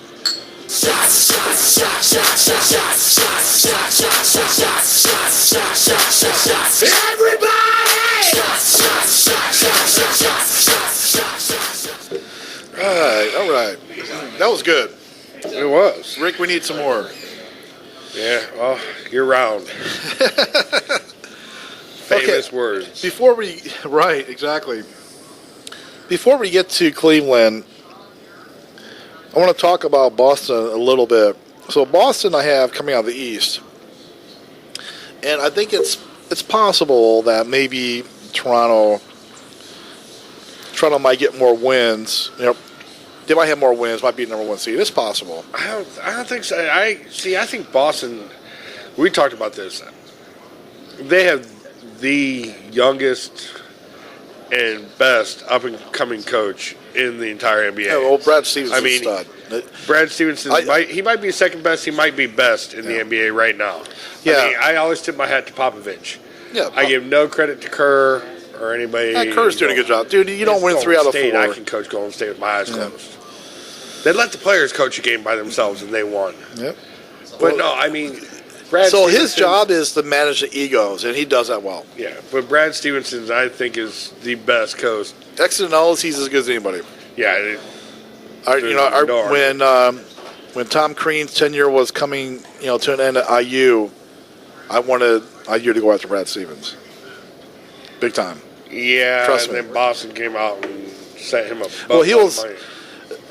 there was probably an opportunity at one time, but IU wasn't ready to make the move, and Boston came calling. It's a great gig. Trust me. I don't expect. Well, I'm happy with what IU's got. Boston's a great gig, and it was a great move for him. I was a little surprised that he went to the NBA. I thought he was going to stay in college, but obviously playing on a parquet floor in Boston is a little more dynamic than being a Hinckley Fieldhouse in Butler, in Indianapolis at Butler. I don't know. Yeah, it is. It a little is. bit Come more, on, dude. I'll tell you what. You can go to a college basketball game and a pro basketball game, and a college basketball game is a lot louder, a lot crazier than an NBA game. I love college. I'm not saying that. Just the allure of coaching the Celtics. It's pretty good. I mean, Butler can't compete with that. No. So, anyway, yeah, you're right. Dude, Brad Stevens is a great coach. Well, he's built himself. Danny Ainge and him have built in a dynasty. Yeah. Don't be surprised if they try to move Kyrie. I'm telling you, I would try to move Kyrie for Anthony Davis right now. That Rozier, the backup point guard, is just fine. You put Anthony Davis on that team, and I'll give you a shot to be Golden State. You'll win 2 games. Well, I think Boston, the way a healthy Boston team, with Kyrie, Hayward, and those other pieces, they're good enough to win a title. As long as Golden State is healthy and together, no. I disagree. I'm not saying they'd win it, but they are good enough to win it. Like, they would give Golden State everything they wanted. Their bench, they have the best bench in the NBA, especially if they're healthy. Think about it. Because now you got Jaylen Brown coming off the bench. It depends. I'm going to be curious on how he does. It depends on what you want to do. But the worst case, he kind of earned starting. I know, but you only get to play 5 guys, right? So you're going to look at Irving, Hayward, Tatum. It'd be hard to keep Tatum off the floor. Horford. It's hard to keep Brown off the floor too. So one thing I would look at would be playing Irving, Hayward, Tatum, Brown, and Horford. That's a very versatile team. They're very versatile defensively. They can guard multiple positions. It is, and you can't do that every matchup. Horford might be one that loses minutes out of all this. Now Horford's a very big piece. Horford's a great player. Very big don't piece. Get me wrong, but it was weird because when Horford was in Washington, it was in Atlanta. Yeah. He seemed like he got old fast. You remember, it was just like he was a little bit slower. Then also he got to Boston and was like he was rejuvenated. Yeah. I mean, this guy's a baller. Right? Horford's a great player. I got all respect in the world for that Horford. team healthy is good enough, and I think that I would win the love. East. And they're good enough to play with Golden State, and I think that'd be a great final to watch. Awesome, if that's what happens. I would be 100% engaged in that. That'd be awesome to watch. Well, it's because they still have Rozier, still Marcus Smart. Healthy, I think you're going to see that. Marcus Morris is now going to the bench. That's a great guy to come off the bench. That's a good basketball team. Really good basketball team. I think if everybody's healthy, that's what you're going to see for the finals. I mean, I believe that's what you'll see. It's just. I agree. I think those are the 2 best teams. I think the Cavs got an outside chance. So let's talk about the Cavs. They didn't make your list for playoffs because Cleveland hater. No, I'm not. I mean, dude, Rick, it'd be kind of hard to argue that they're better than Detroit, they're better than Washington or Miami. I think it's a tough argument. No, I'm not saying it's not possible. I don't think they're We're better. going to see. I got to see where they're going to get the points at this year. I mean, I am hoping for one thing. I'd like to see good basketball. I'd like to see a little bit faster pace than we watched last year. I think you're going to try that. I do. Well, that was watching a grind basketball game gets to you after a while. The average pace for LeBron last year for the Cavs was 2.2 miles an hour. You walk faster. That is horrible to watch. I just want to see. I want to see the game picked up. I want to see more fast breaks. I want to see screens. I want to see people moving on offense.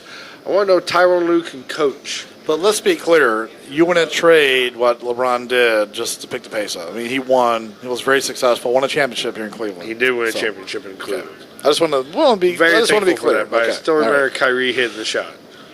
He did. And Kevin Love actually played defense for like 5 seconds. It was great. Shut down Curry.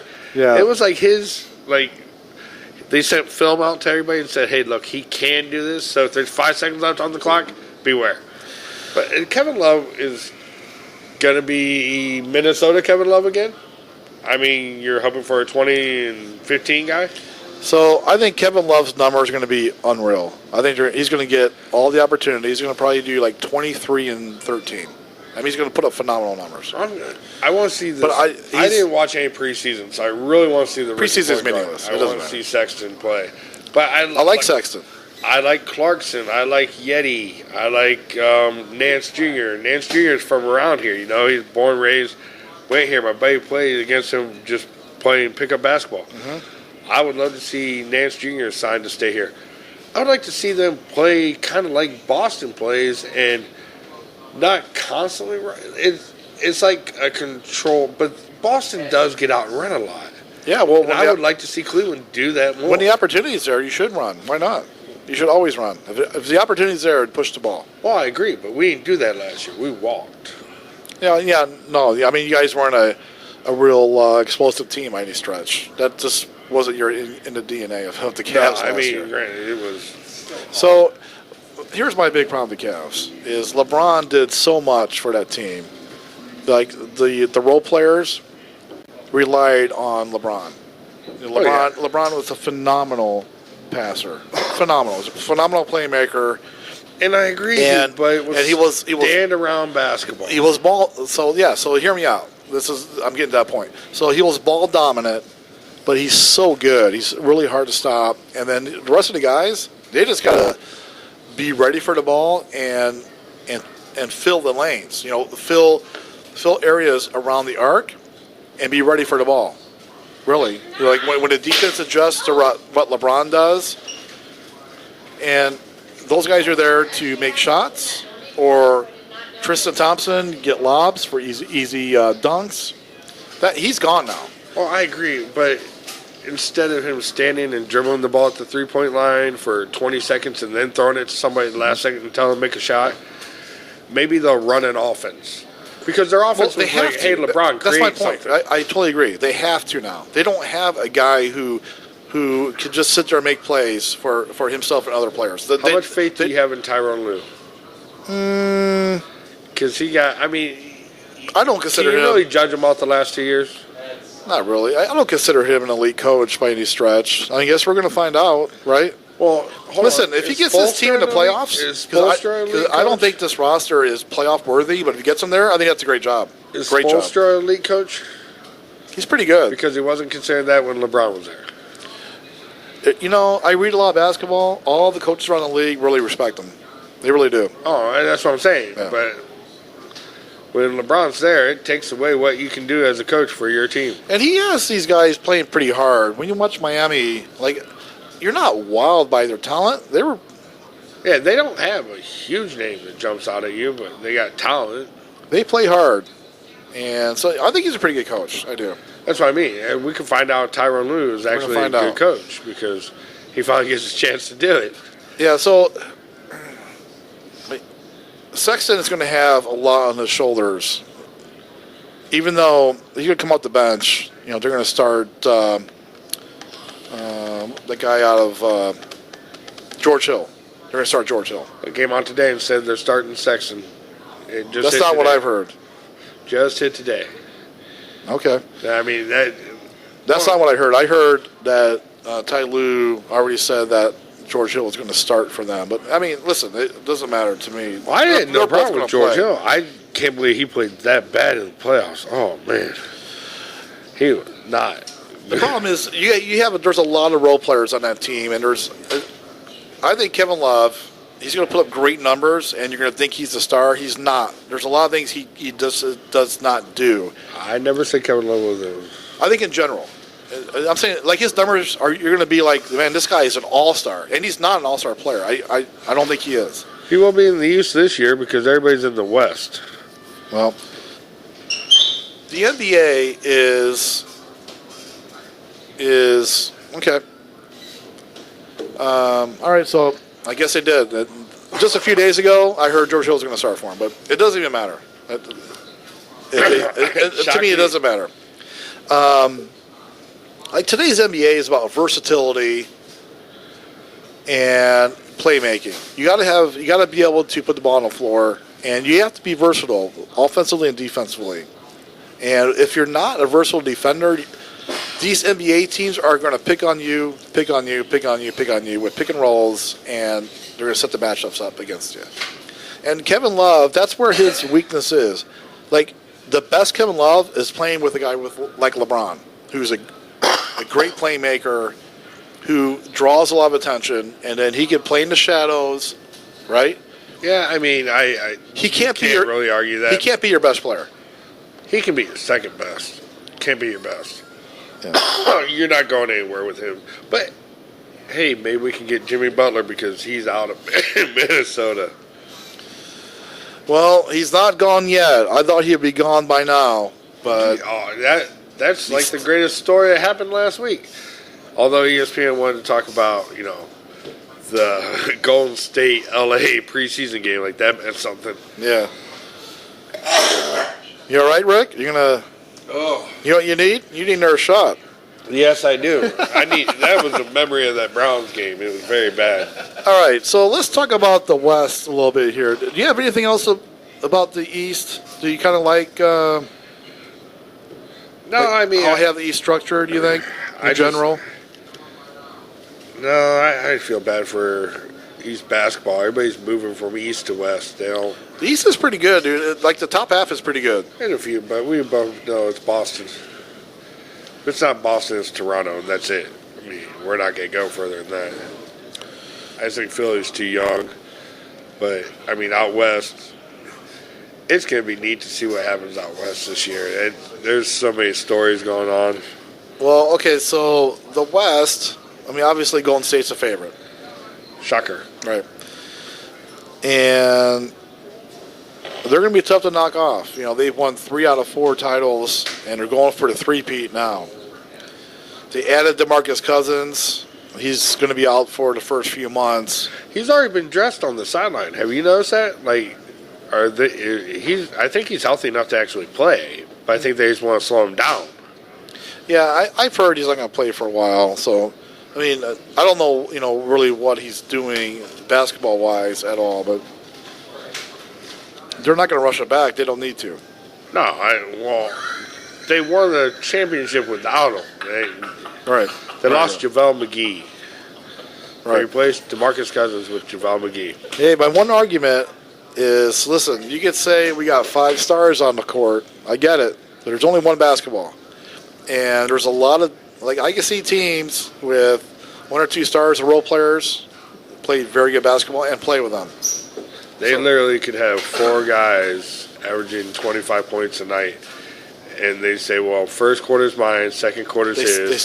They still have to defend, and these guys are good defenders. Listen, there's just a lot of things that go into basketball than just putting 5 stars on the court. Oh, I agree, but Golden State's actually a very good defensive team. They are, and their bench isn't great, though.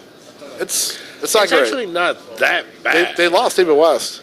He's gone. David West. They still got Iguodala. They still have. He's getting older, but he's Childress. They still have. That guard, gone. Livingston. Retired. So Livingston. Sean Livingston. They still have a lot of talent on their bench. The big question is McCall. Patrick McCall is holding out, believe it or not. He's only been there 2 years, and he's holding out for more money. On what grounds? He thinks he deserves more. And you don't even see the court. Right. I agree. It doesn't make sense, and there's... I get if you're the guy that's, I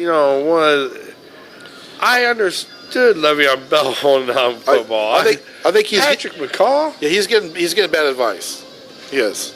That's the wrong move. Listen, you still got to pay your dues. You're not a focal point in the team. You're a role player. Role players don't hold out. You don't average double-digit anything. No, well, even minutes. I mean, right? Yeah. I mean, come on. Yeah, you gotta do something to get paid. It's ridiculous. So, the big thing too is, see, to me, there's nobody else in the West that can compete with Golden State. I don't think.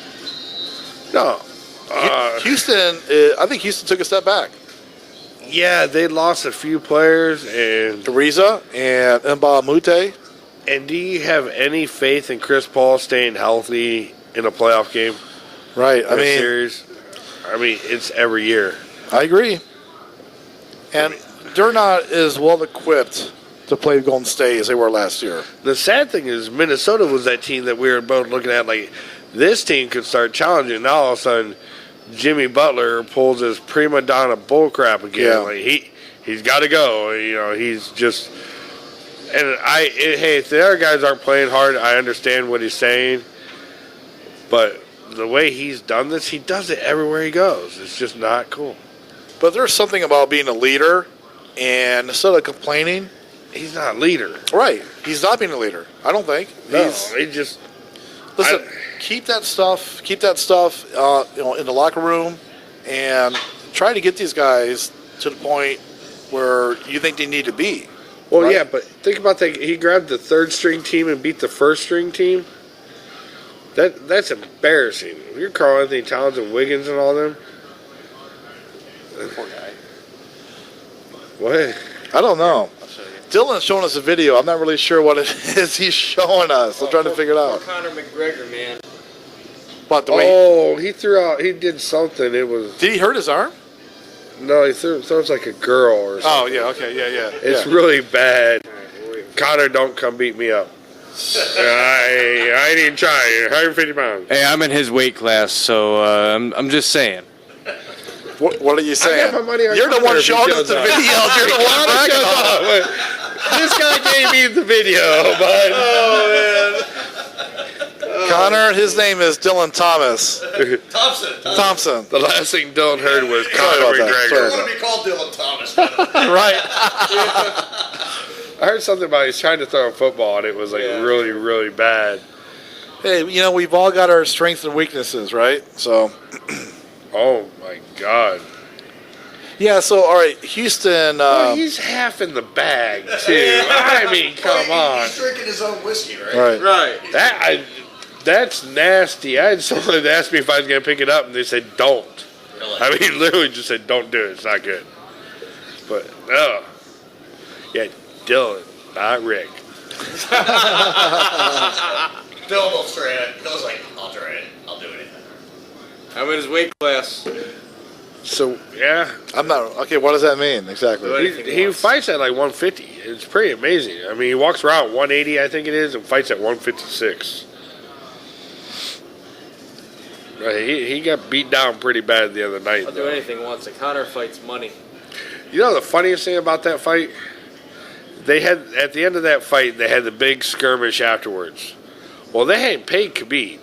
There's a few things. Right, Khabib said, keep my money, Putin will pay me. I was like, ooh, that's a pretty nasty thing to just come out and say. But then, you went from that to all of a sudden. 5% of it taken care of if I had remembered where the prescription was in the first place for the glasses. But I'm sorry. That was odd. I lost my sense of directions because. If you can see what we're seeing right now, this is awesome. This is what Conor McGregor did after this fight. He just walked around looking for. Wait, hold on, Rick. Was that a bag lady that just walked through here? Wait, hold on. That looks like one of Brad's ex-girlfriends. Brad, if you hurry, you can still get her number. Really, dude? Yeah, is that where we're going here? I heard her name is Donna.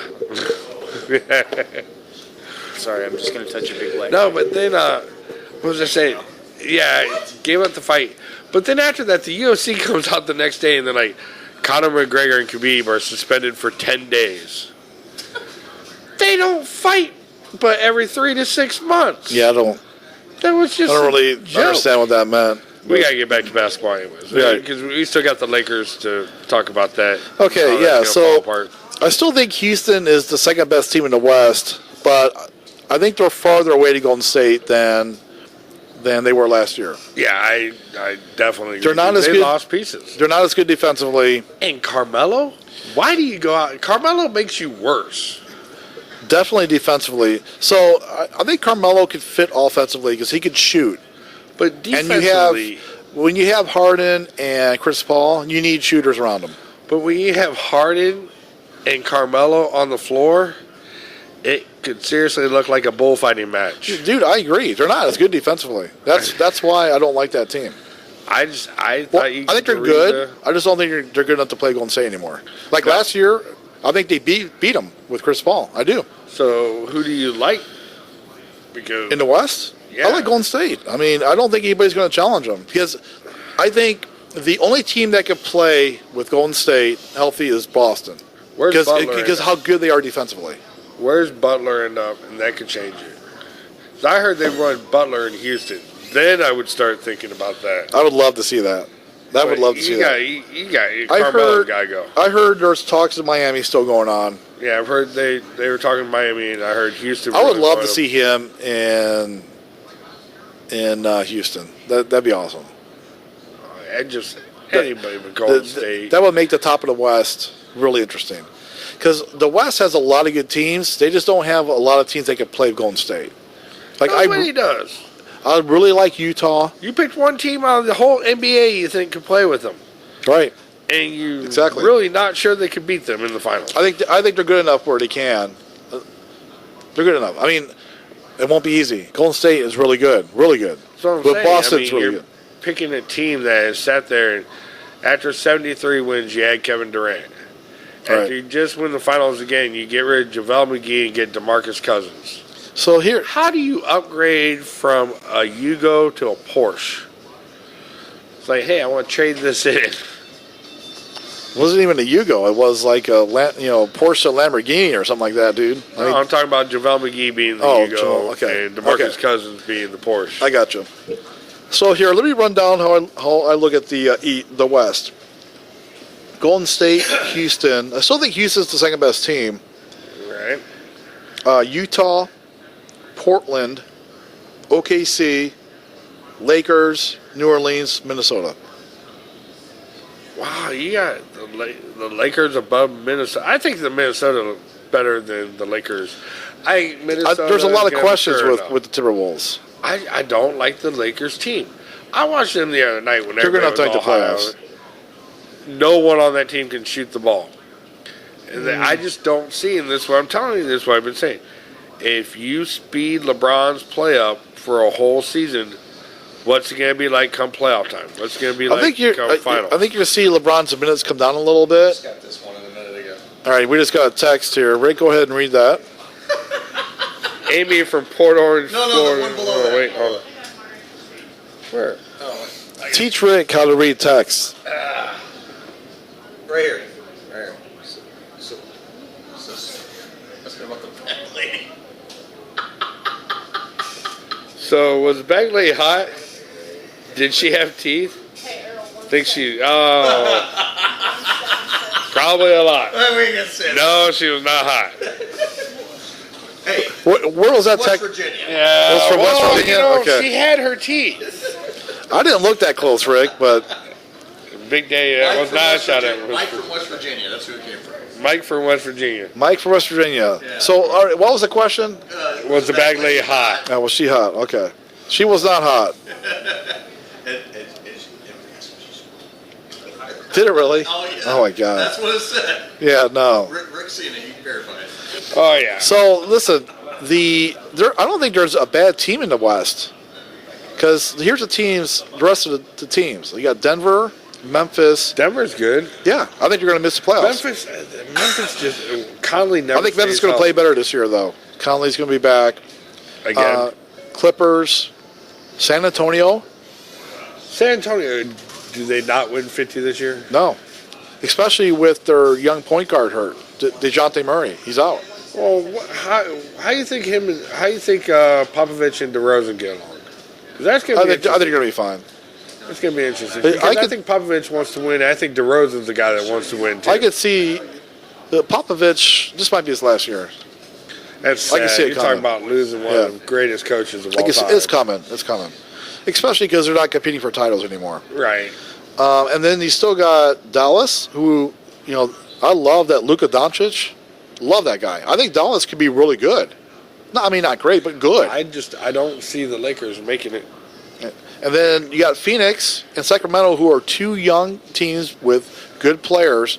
Sacramento might be the worst team in the West, and they are not terrible. Like, the teams in the West are really good. Fighting for the playoffs is going to be a great, great thing to watch in the West. I'm not disputing Unbelievable. the fact that it's going to be good basketball to watch with these teams. The thing that kills it for me, though, is at the end of the day, we know it's going to be Golden State, Boston. Probably. That's what kills. Probably, yeah. You have talent everywhere, but at the end of the day, you just stacked two teams. One team so bad it's not even. Well, Boston built it differently than Golden State, right? I mean, Golden State added, Durant. They did draft Green. Golden State had Green, Curry, Klay Thompson. And they won a title. Yeah. And now they've added Durant. And Cousins. Right. Where Boston did it more. They did go after Kyrie Irving when he decided to leave Cleveland. But do they really need Kyrie? That's the thing with Boston. That Kyrie could be a great trade piece. They need that scoring punch, though. They need that scoring punch he gives them. Trade Kyrie for Anthony Davis. Kyrie for Anthony Davis right now. Yeah, it'd be tough not to do that. And here's why. Here's why you could do that. For one, Brad Stevens will make it work. Two, is their wing players, you could move them up to play the 2 spot. Like Tatum can play the 2. Yeah. So can Brown, right? I mean, you could make that work. And Davis can play whatever you want him to play. Right. Well, you put him at the 5. Well, then we can find out who's better, DeMarcus Cousins or Anthony Davis. I'll take Davis all day long, dude. I think Davis is a stud, but I like Cousins too. They're both great players. I mean, you can't go wrong with either one. So, who do you have winning it this year then? Do you have Golden State? Yeah. Barring, a plane crash and everybody on the team dying, I think they're good. Do you have the Cavs making the playoffs or no?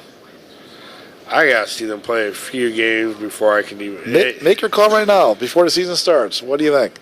No, because Kevin Love won't stay healthy. Kevin Love can't stay healthy when he's playing with LeBron. And he's your best player. As the best player, he's never made the playoffs as the best player on the team, ever. He's just not that guy. What do you have the Lakers doing then? The Lakers? I don't have them making the playoffs. I don't see it. That whole thing is, look, Luke Walton's got an over-under 2 months into the job, whether he gets fired or not, because LeBron loves to fire coaches when he first gets his GM job. Yeah, I think Luke Walton is very safe there. I do. I don't. What they put along with LeBron is something no one's done before, which is weird. It's a different mix. There's no shooters in L.A. I think that's exaggerating. They don't have great outside shooting, but they have some guys who can make shots. Best three-point shooter is 32%. Mm-hmm. And it's Caldwell Pope. Mm-hmm. But, Kuzma's young. I don't like bringing in Rondo. I don't like bringing in Stevenson, JaVale McGee. I thought you should have gone with this nucleus, brought LeBron in, and built with that instead of bringing in head cases. I mean, Rondo, I love Rondo. I love Rondo, but Rondo is a head case. I think LeBron is the part that is going to make it work. They're not going to be great, but they're going to be good, and they're good enough to make the playoffs. And I've said this once. I've said it to you 5 times. I've said it to you 100 times. If they're a 7 seed, do you think Houston wants to see the Lakers with LeBron James in the first round? Hell no. Hell no.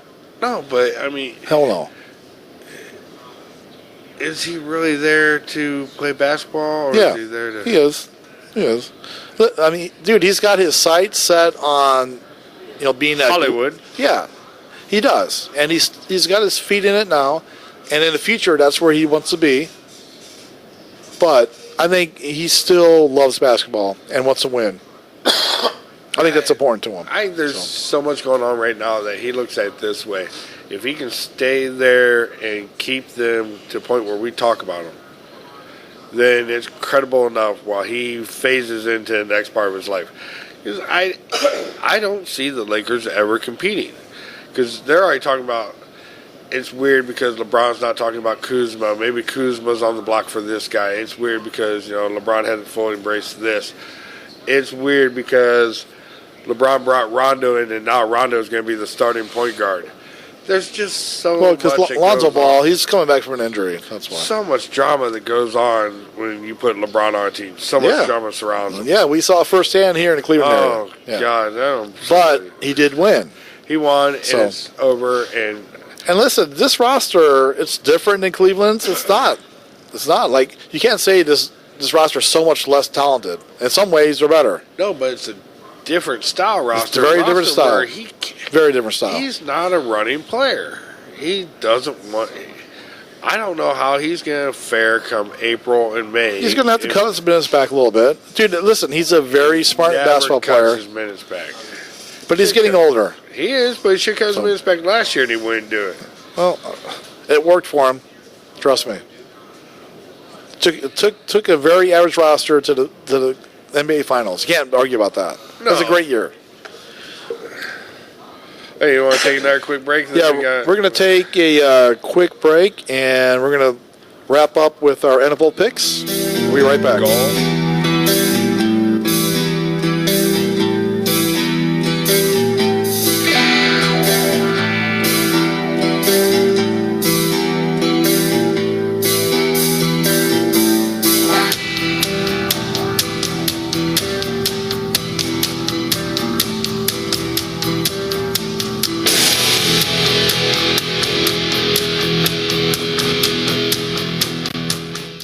Ready to have your huevos turned into balls of fury? Are you ready to be right for once, no matter how many times she's told you you're wrong? Are you ready for the new concept in manliness? It's time to throw down your clubs. It's time to climb out of the caves.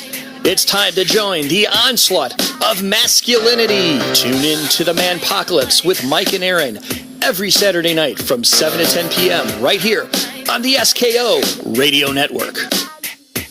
Me, baby, one more time. Hi, this is Bob Fritz, host of the Oldies But Goodies show here on SKO Radio. Join me every Sunday morning from 11 to 2 Eastern Standard Time for the best of the 50s, 60s, and 70s. You can get your requests in by going to Facebook page Yesterday and Today's Classic Music Chat, Tribute, and Games. Hi, I'm Debbie McCune from Some Kind of Radio Show. Tune into us every Friday night from 8 p.m. to midnight. Guarantee you don't want to miss us because you never know what we're going to say or do next.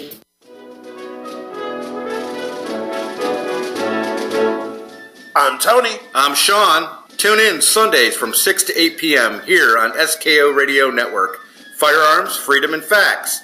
Hosted by Sean and Tony. We're here to discuss all your questions regarding our freedom, politics, and government, Second Amendment, and legal issues affecting our world today. Tune in and listen Sunday nights from 6 to 8 p.m. here on the SKO Radio Network. Hi, folks. Handy Randy. Some Kind of Radio. Every Tuesday night, 6 o'clock, we take your themes. First off, we need you to go to Yesterday and Today's Classics, Music, Chat, Trivia, and Games, and join that Facebook site. Once you do that, then watch for the themes and the requests. Tuesday night, 6 until 10, classic rock and roll. Promise will knock your socks off. In the beginning, Pat created ham radio heaven. But somehow it just wasn't enough. Listeners wanted more.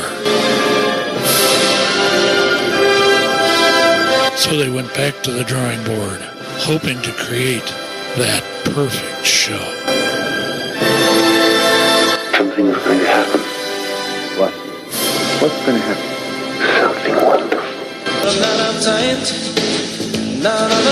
Join Dale and I for Radioactive as we discuss technology and life in the world around us. That's Radioactive, 11 a.m. to 1 p.m. on Saturdays here on SKO.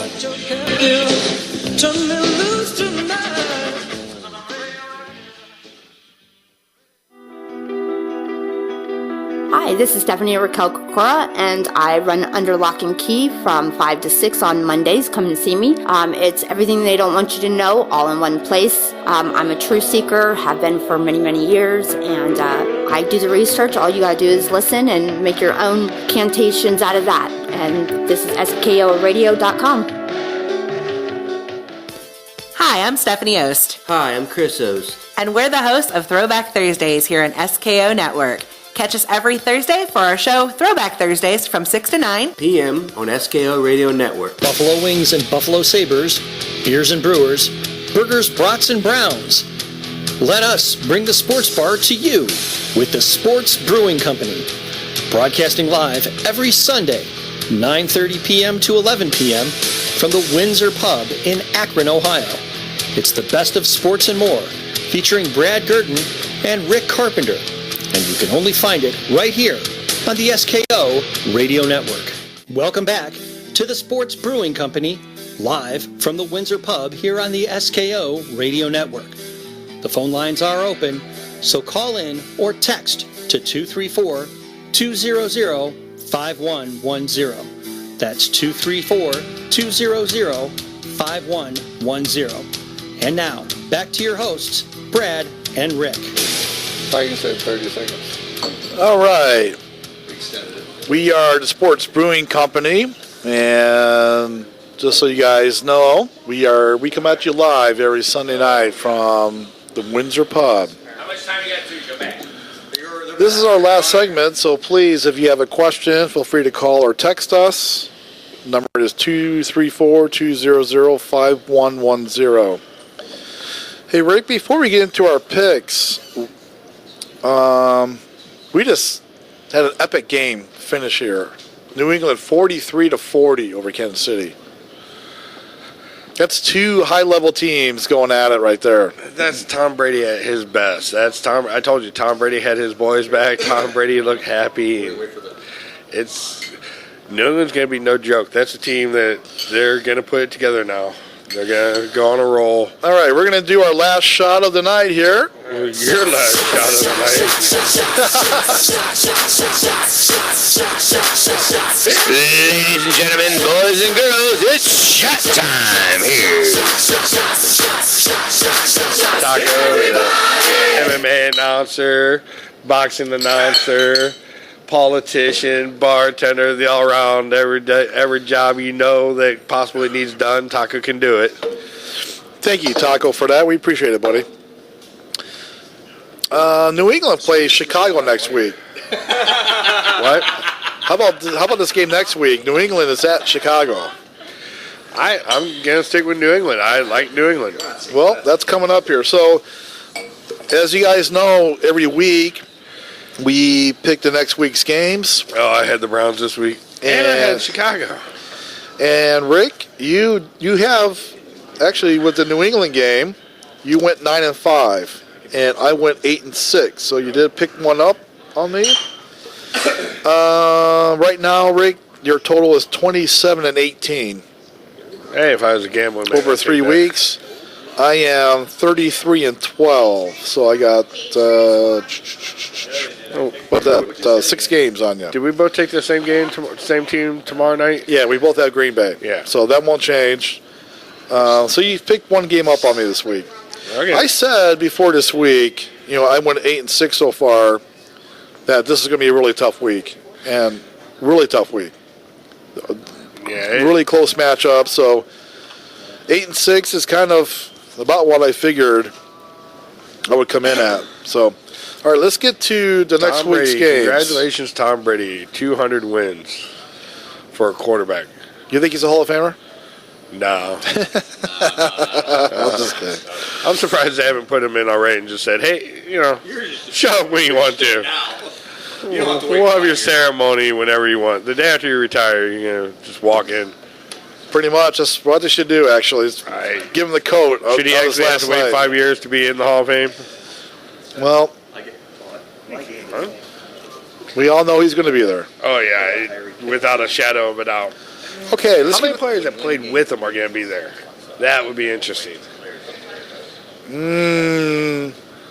Moss, but that was 1 year. It's not going to be Gronk. Yeah, definitely Gronk. Probably next to no defenders.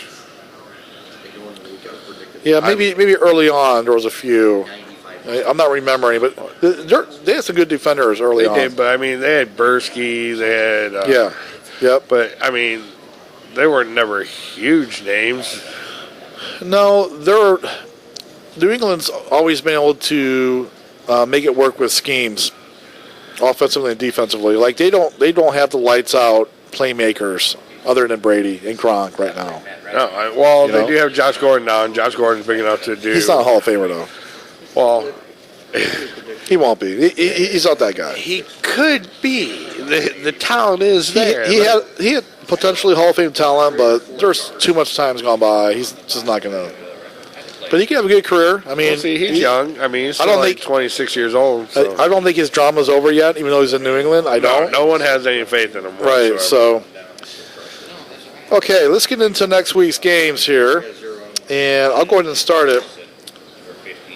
Thursday night, we have Denver at Arizona, Rick, and I'm going to take Denver. Denver has been on a losing streak, but I think they're good enough to win that game. I think they're due for a win. They're good enough. Arizona's not a good team. I mean, I'll take Denver in that all day long. Denver's not quite there. They haven't figured out the offense as much. Their defense isn't as good as it's been, but they'll be fine against Arizona. So I'll take Denver. I don't think that's a gimme, but yeah, I think that's the game they should win. Okay. First game next Sunday, we have Tennessee. This is an early game. Where's this game being played at? It's got to be New England or something. It's Tennessee and the Chargers, and that's an early start. Where is that game being played at? Here, let me. Why? What time is it? 9:30. Oh, it's a New England game. Yeah, because that's what time the Browns started when they were. Yeah, it's in London. That's a London game. Yep. So that game's in London. So that's Tennessee at the Chargers. I'll take the Chargers. Chargers showed me something today. I mean, granted, the Browns didn't show me anything, but the Chargers showed me something. I'm going to take the Chargers there. I'm not as high on them, being in that neutral field out in London. Tennessee's dropped 2 in a row, and they need to win big time. But I'm going to take the Chargers there, too. Okay. Next game is New England at Chicago. Chicago's actually favored by a point in that game. Way. They are. Hey, I only got a couple more weeks till I go to Vegas, so can they postpone that game? I actually think Chicago's going to win that game. They had a tough road game, which I picked them to lose. I didn't like to see it. New England just came off this huge game. Listen, Belichick is really good. He's got these guys ready to go. I think Chicago's defense is going to show up. They're going to be able to put pressure on Brady. And I think they're going to do enough to win that game. But they're going to have to put points on the board. But I think they're going to win that game. Like I told you, New England, Tom Brady's happy. Edelman's back. He's got Josh Gordon. He's got James White. He's got Gronkowski. I don't see Chicago stopping it. So I'm going to take New England in that. Okay. And listen, that's not a bad pick. New England, it's, if you take New England every week, you're going to win a lot of games for sure. Over the course of 18 years now. All right. Okay. Then we have Buffalo at Indianapolis, Rick. Wow. Buffalo. Josh Allen got hurt. I don't know how bad he's hurt. There's something. It was in his elbow or something. No, something in his arm. Well, Peterman's playing. Definitely not take Buffalo. So you're taking Indy? Yeah. I have no faith in Peterman. I have Indy, too. I thought Indy would win this week, actually. They lost. I'm not a huge fan of Indy. I don't know what it is. I'm not a huge Andrew Luck fan either. He was anointed from draft day. Yeah, I'm going to take Indy at home in that game. Then we have Detroit at Miami. This one is, I think, a tough pick. Miami just had a good win. Miami's 4-2. They're actually off to a pretty good start. I don't know who's going to quarterback next week, if it's Tannehill or Osweiler. I have no idea. But I'm just going to go ahead and take Miami at home in that game. You guys, Miami beat Chicago this week, but if Brock Osweiler is going to be the quarterback, I have no faith in him. I'm going with Detroit. That makes sense. I I can't make a good argument against it, for sure. I'm just going to take the home team in that one.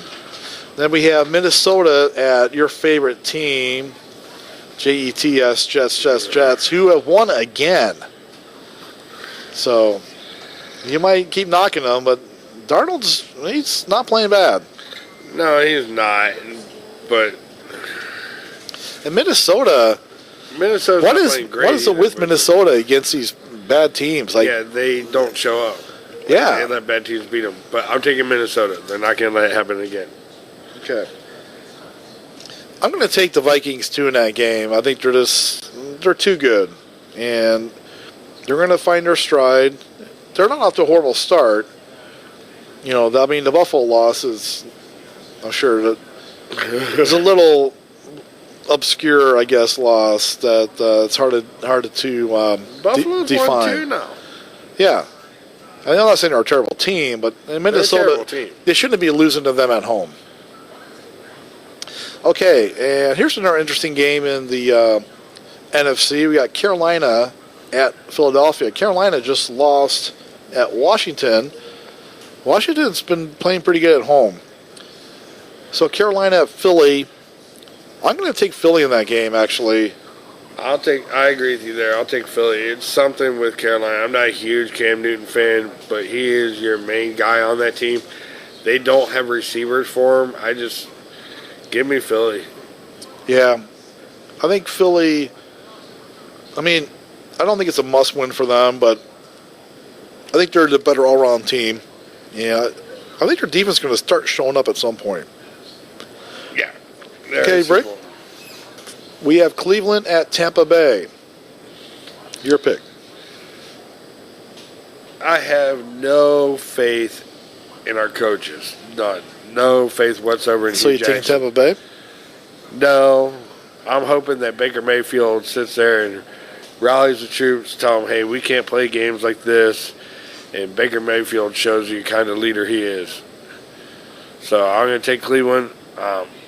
Be up here watching the game. Yeah. Pray to God they win. Should have been last week, so you'd be eating dog bones right by now.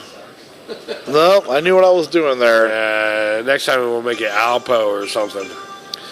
Rick, if we ever go there again, there's going to be something you have to do. Trust me. I wasn't the one that opened my mouth. That's fine, but if we're going to go there, there's going to be something you're going to have to do. I had like a 6-foot rawhide I was bringing up here. Well, I wasn't going to do that. Okay, Rick, I'm going to take Tampa Bay in that game at home, actually. The Jameis Winston is back there as a starter. It's a class act of the NFL. And they've lost 3 in a row. Yeah, give me Tampa Bay at home in that one. But I think it should be a competitive game. Okay, here's an interesting game. Houston at Jacksonville. Houston's, ripped off 3 in a row, if I'm not mistaken? Yeah, Jacksonville's been and horrid. Jacksonville has not been good lately. But Deshaun Jackson with good defense. Watson? Deshaun Watson with a good defense has been struggling a little bit too. I have to think Jacksonville's going to figure this out a little bit. They've been really bad. And I'm going to take Jacksonville at home, even though Houston's playing really good. This is actually going to be a really good game to watch. Give me Jacksonville at home in that one. You know what? Houston, if they want to make a run, they got to start doing it. So I'm going to go with Houston. Houston. Okay. That would be a big road win for them. That would be. It'd be a statement win for them. Yeah. And here's another good one. This is in the 4 o'clock hour, New Orleans at Baltimore. Rick? You know what? If they're not in their dome, they're not at home. I'm taking Baltimore. Although Drew Brees will be going for his 500th touchdown pass, which seems like they set these little markers up perfectly for him. They stomped on Monday night. It wasn't even close. Mm-hmm. That gave him his 50,000 yards or something. No, he broke the all-time. He broke the all-time record. Yeah.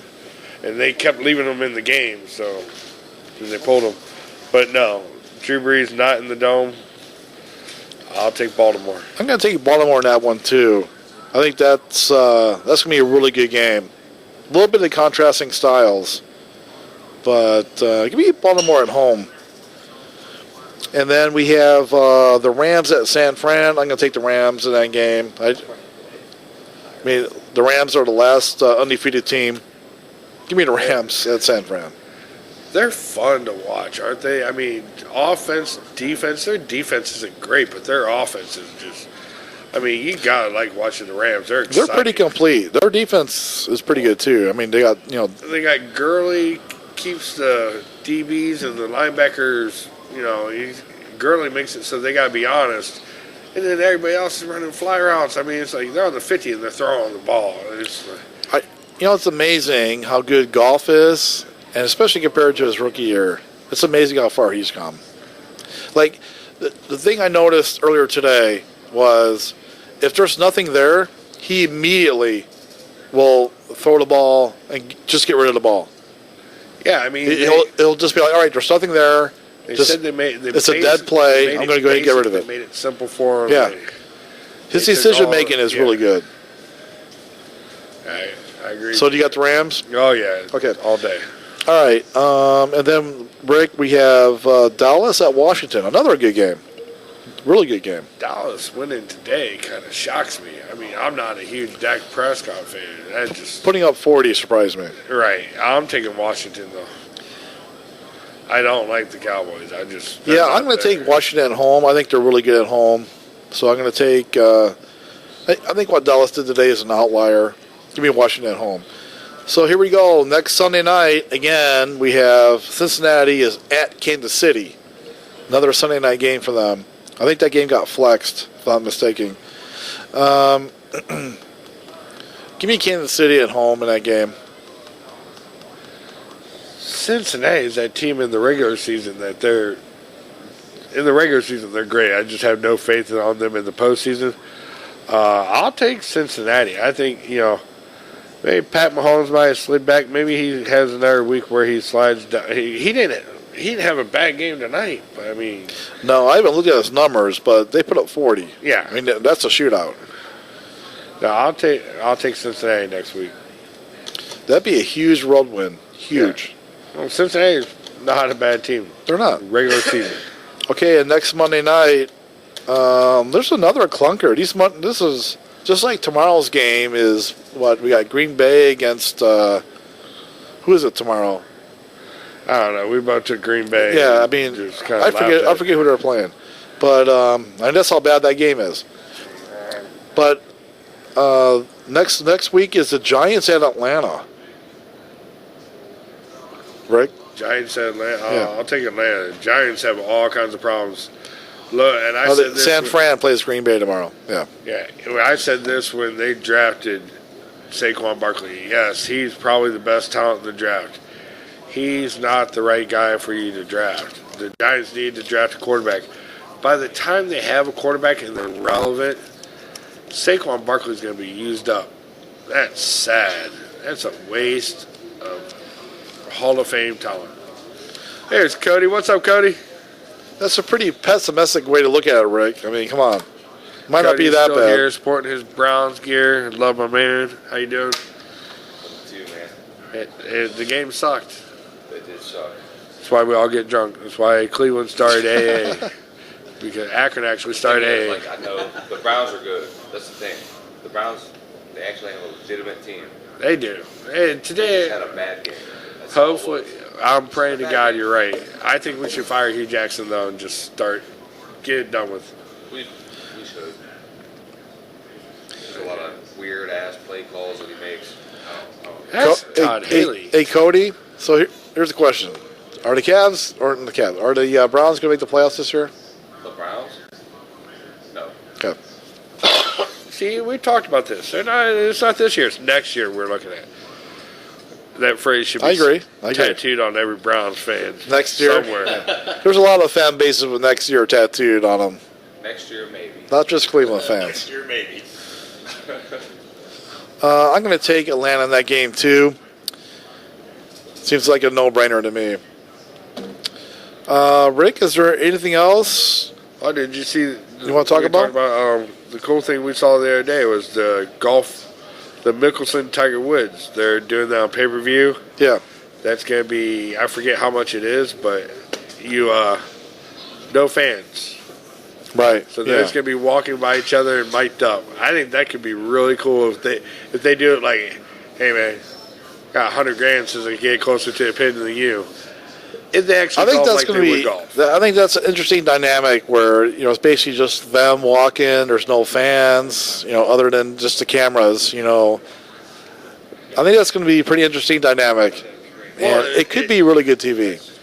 I'm just worried I think about Tiger's going to win it. I'm just worried, yeah. Mickelson has been playing good for a while, so this might not be that competitive. I don't know. It's something that golf needed. Golf needed Tiger to get back to Tiger. So, granted, he helps. He's getting old. I mean, there's a lot of good young players, but but their ratings fell so bad when he went down. Yeah. So. Yeah, I mean, he brings a different market. Brings back a market to golf, which helps. So did you get all your movies watched this week? Movies. You always do your weekly "What I Do This Week" segment. And well, get ready to because wind it down here. We're running so long, that's why I didn't do that. What did I watch this week? Uber. No, I'm not going to talk about that. Famous Uber stories. We should have a whole segment for Brad and his famous Uber stories. Yeah. There's some good ones, for sure. We might have to do something like that. Well, the PG version, not too crazy. That sounds good. Well, let's just... Okay, we got our football picks in. Yep. We both know who we think is going to win the NBA. It's pretty much set. We got everything else pretty much going. We haven't had a Papa Shot rematch, so when we get done here, we're going to do Papa Shot for $50.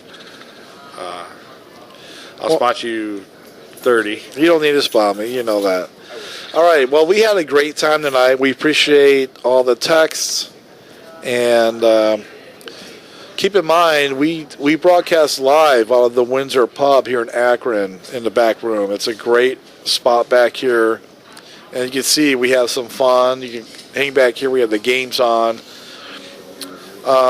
We're brought to you by SKO Radio. And we are the Sports Brewing Company. And we'll be back at you next Sunday night at 9:30. Have a good week.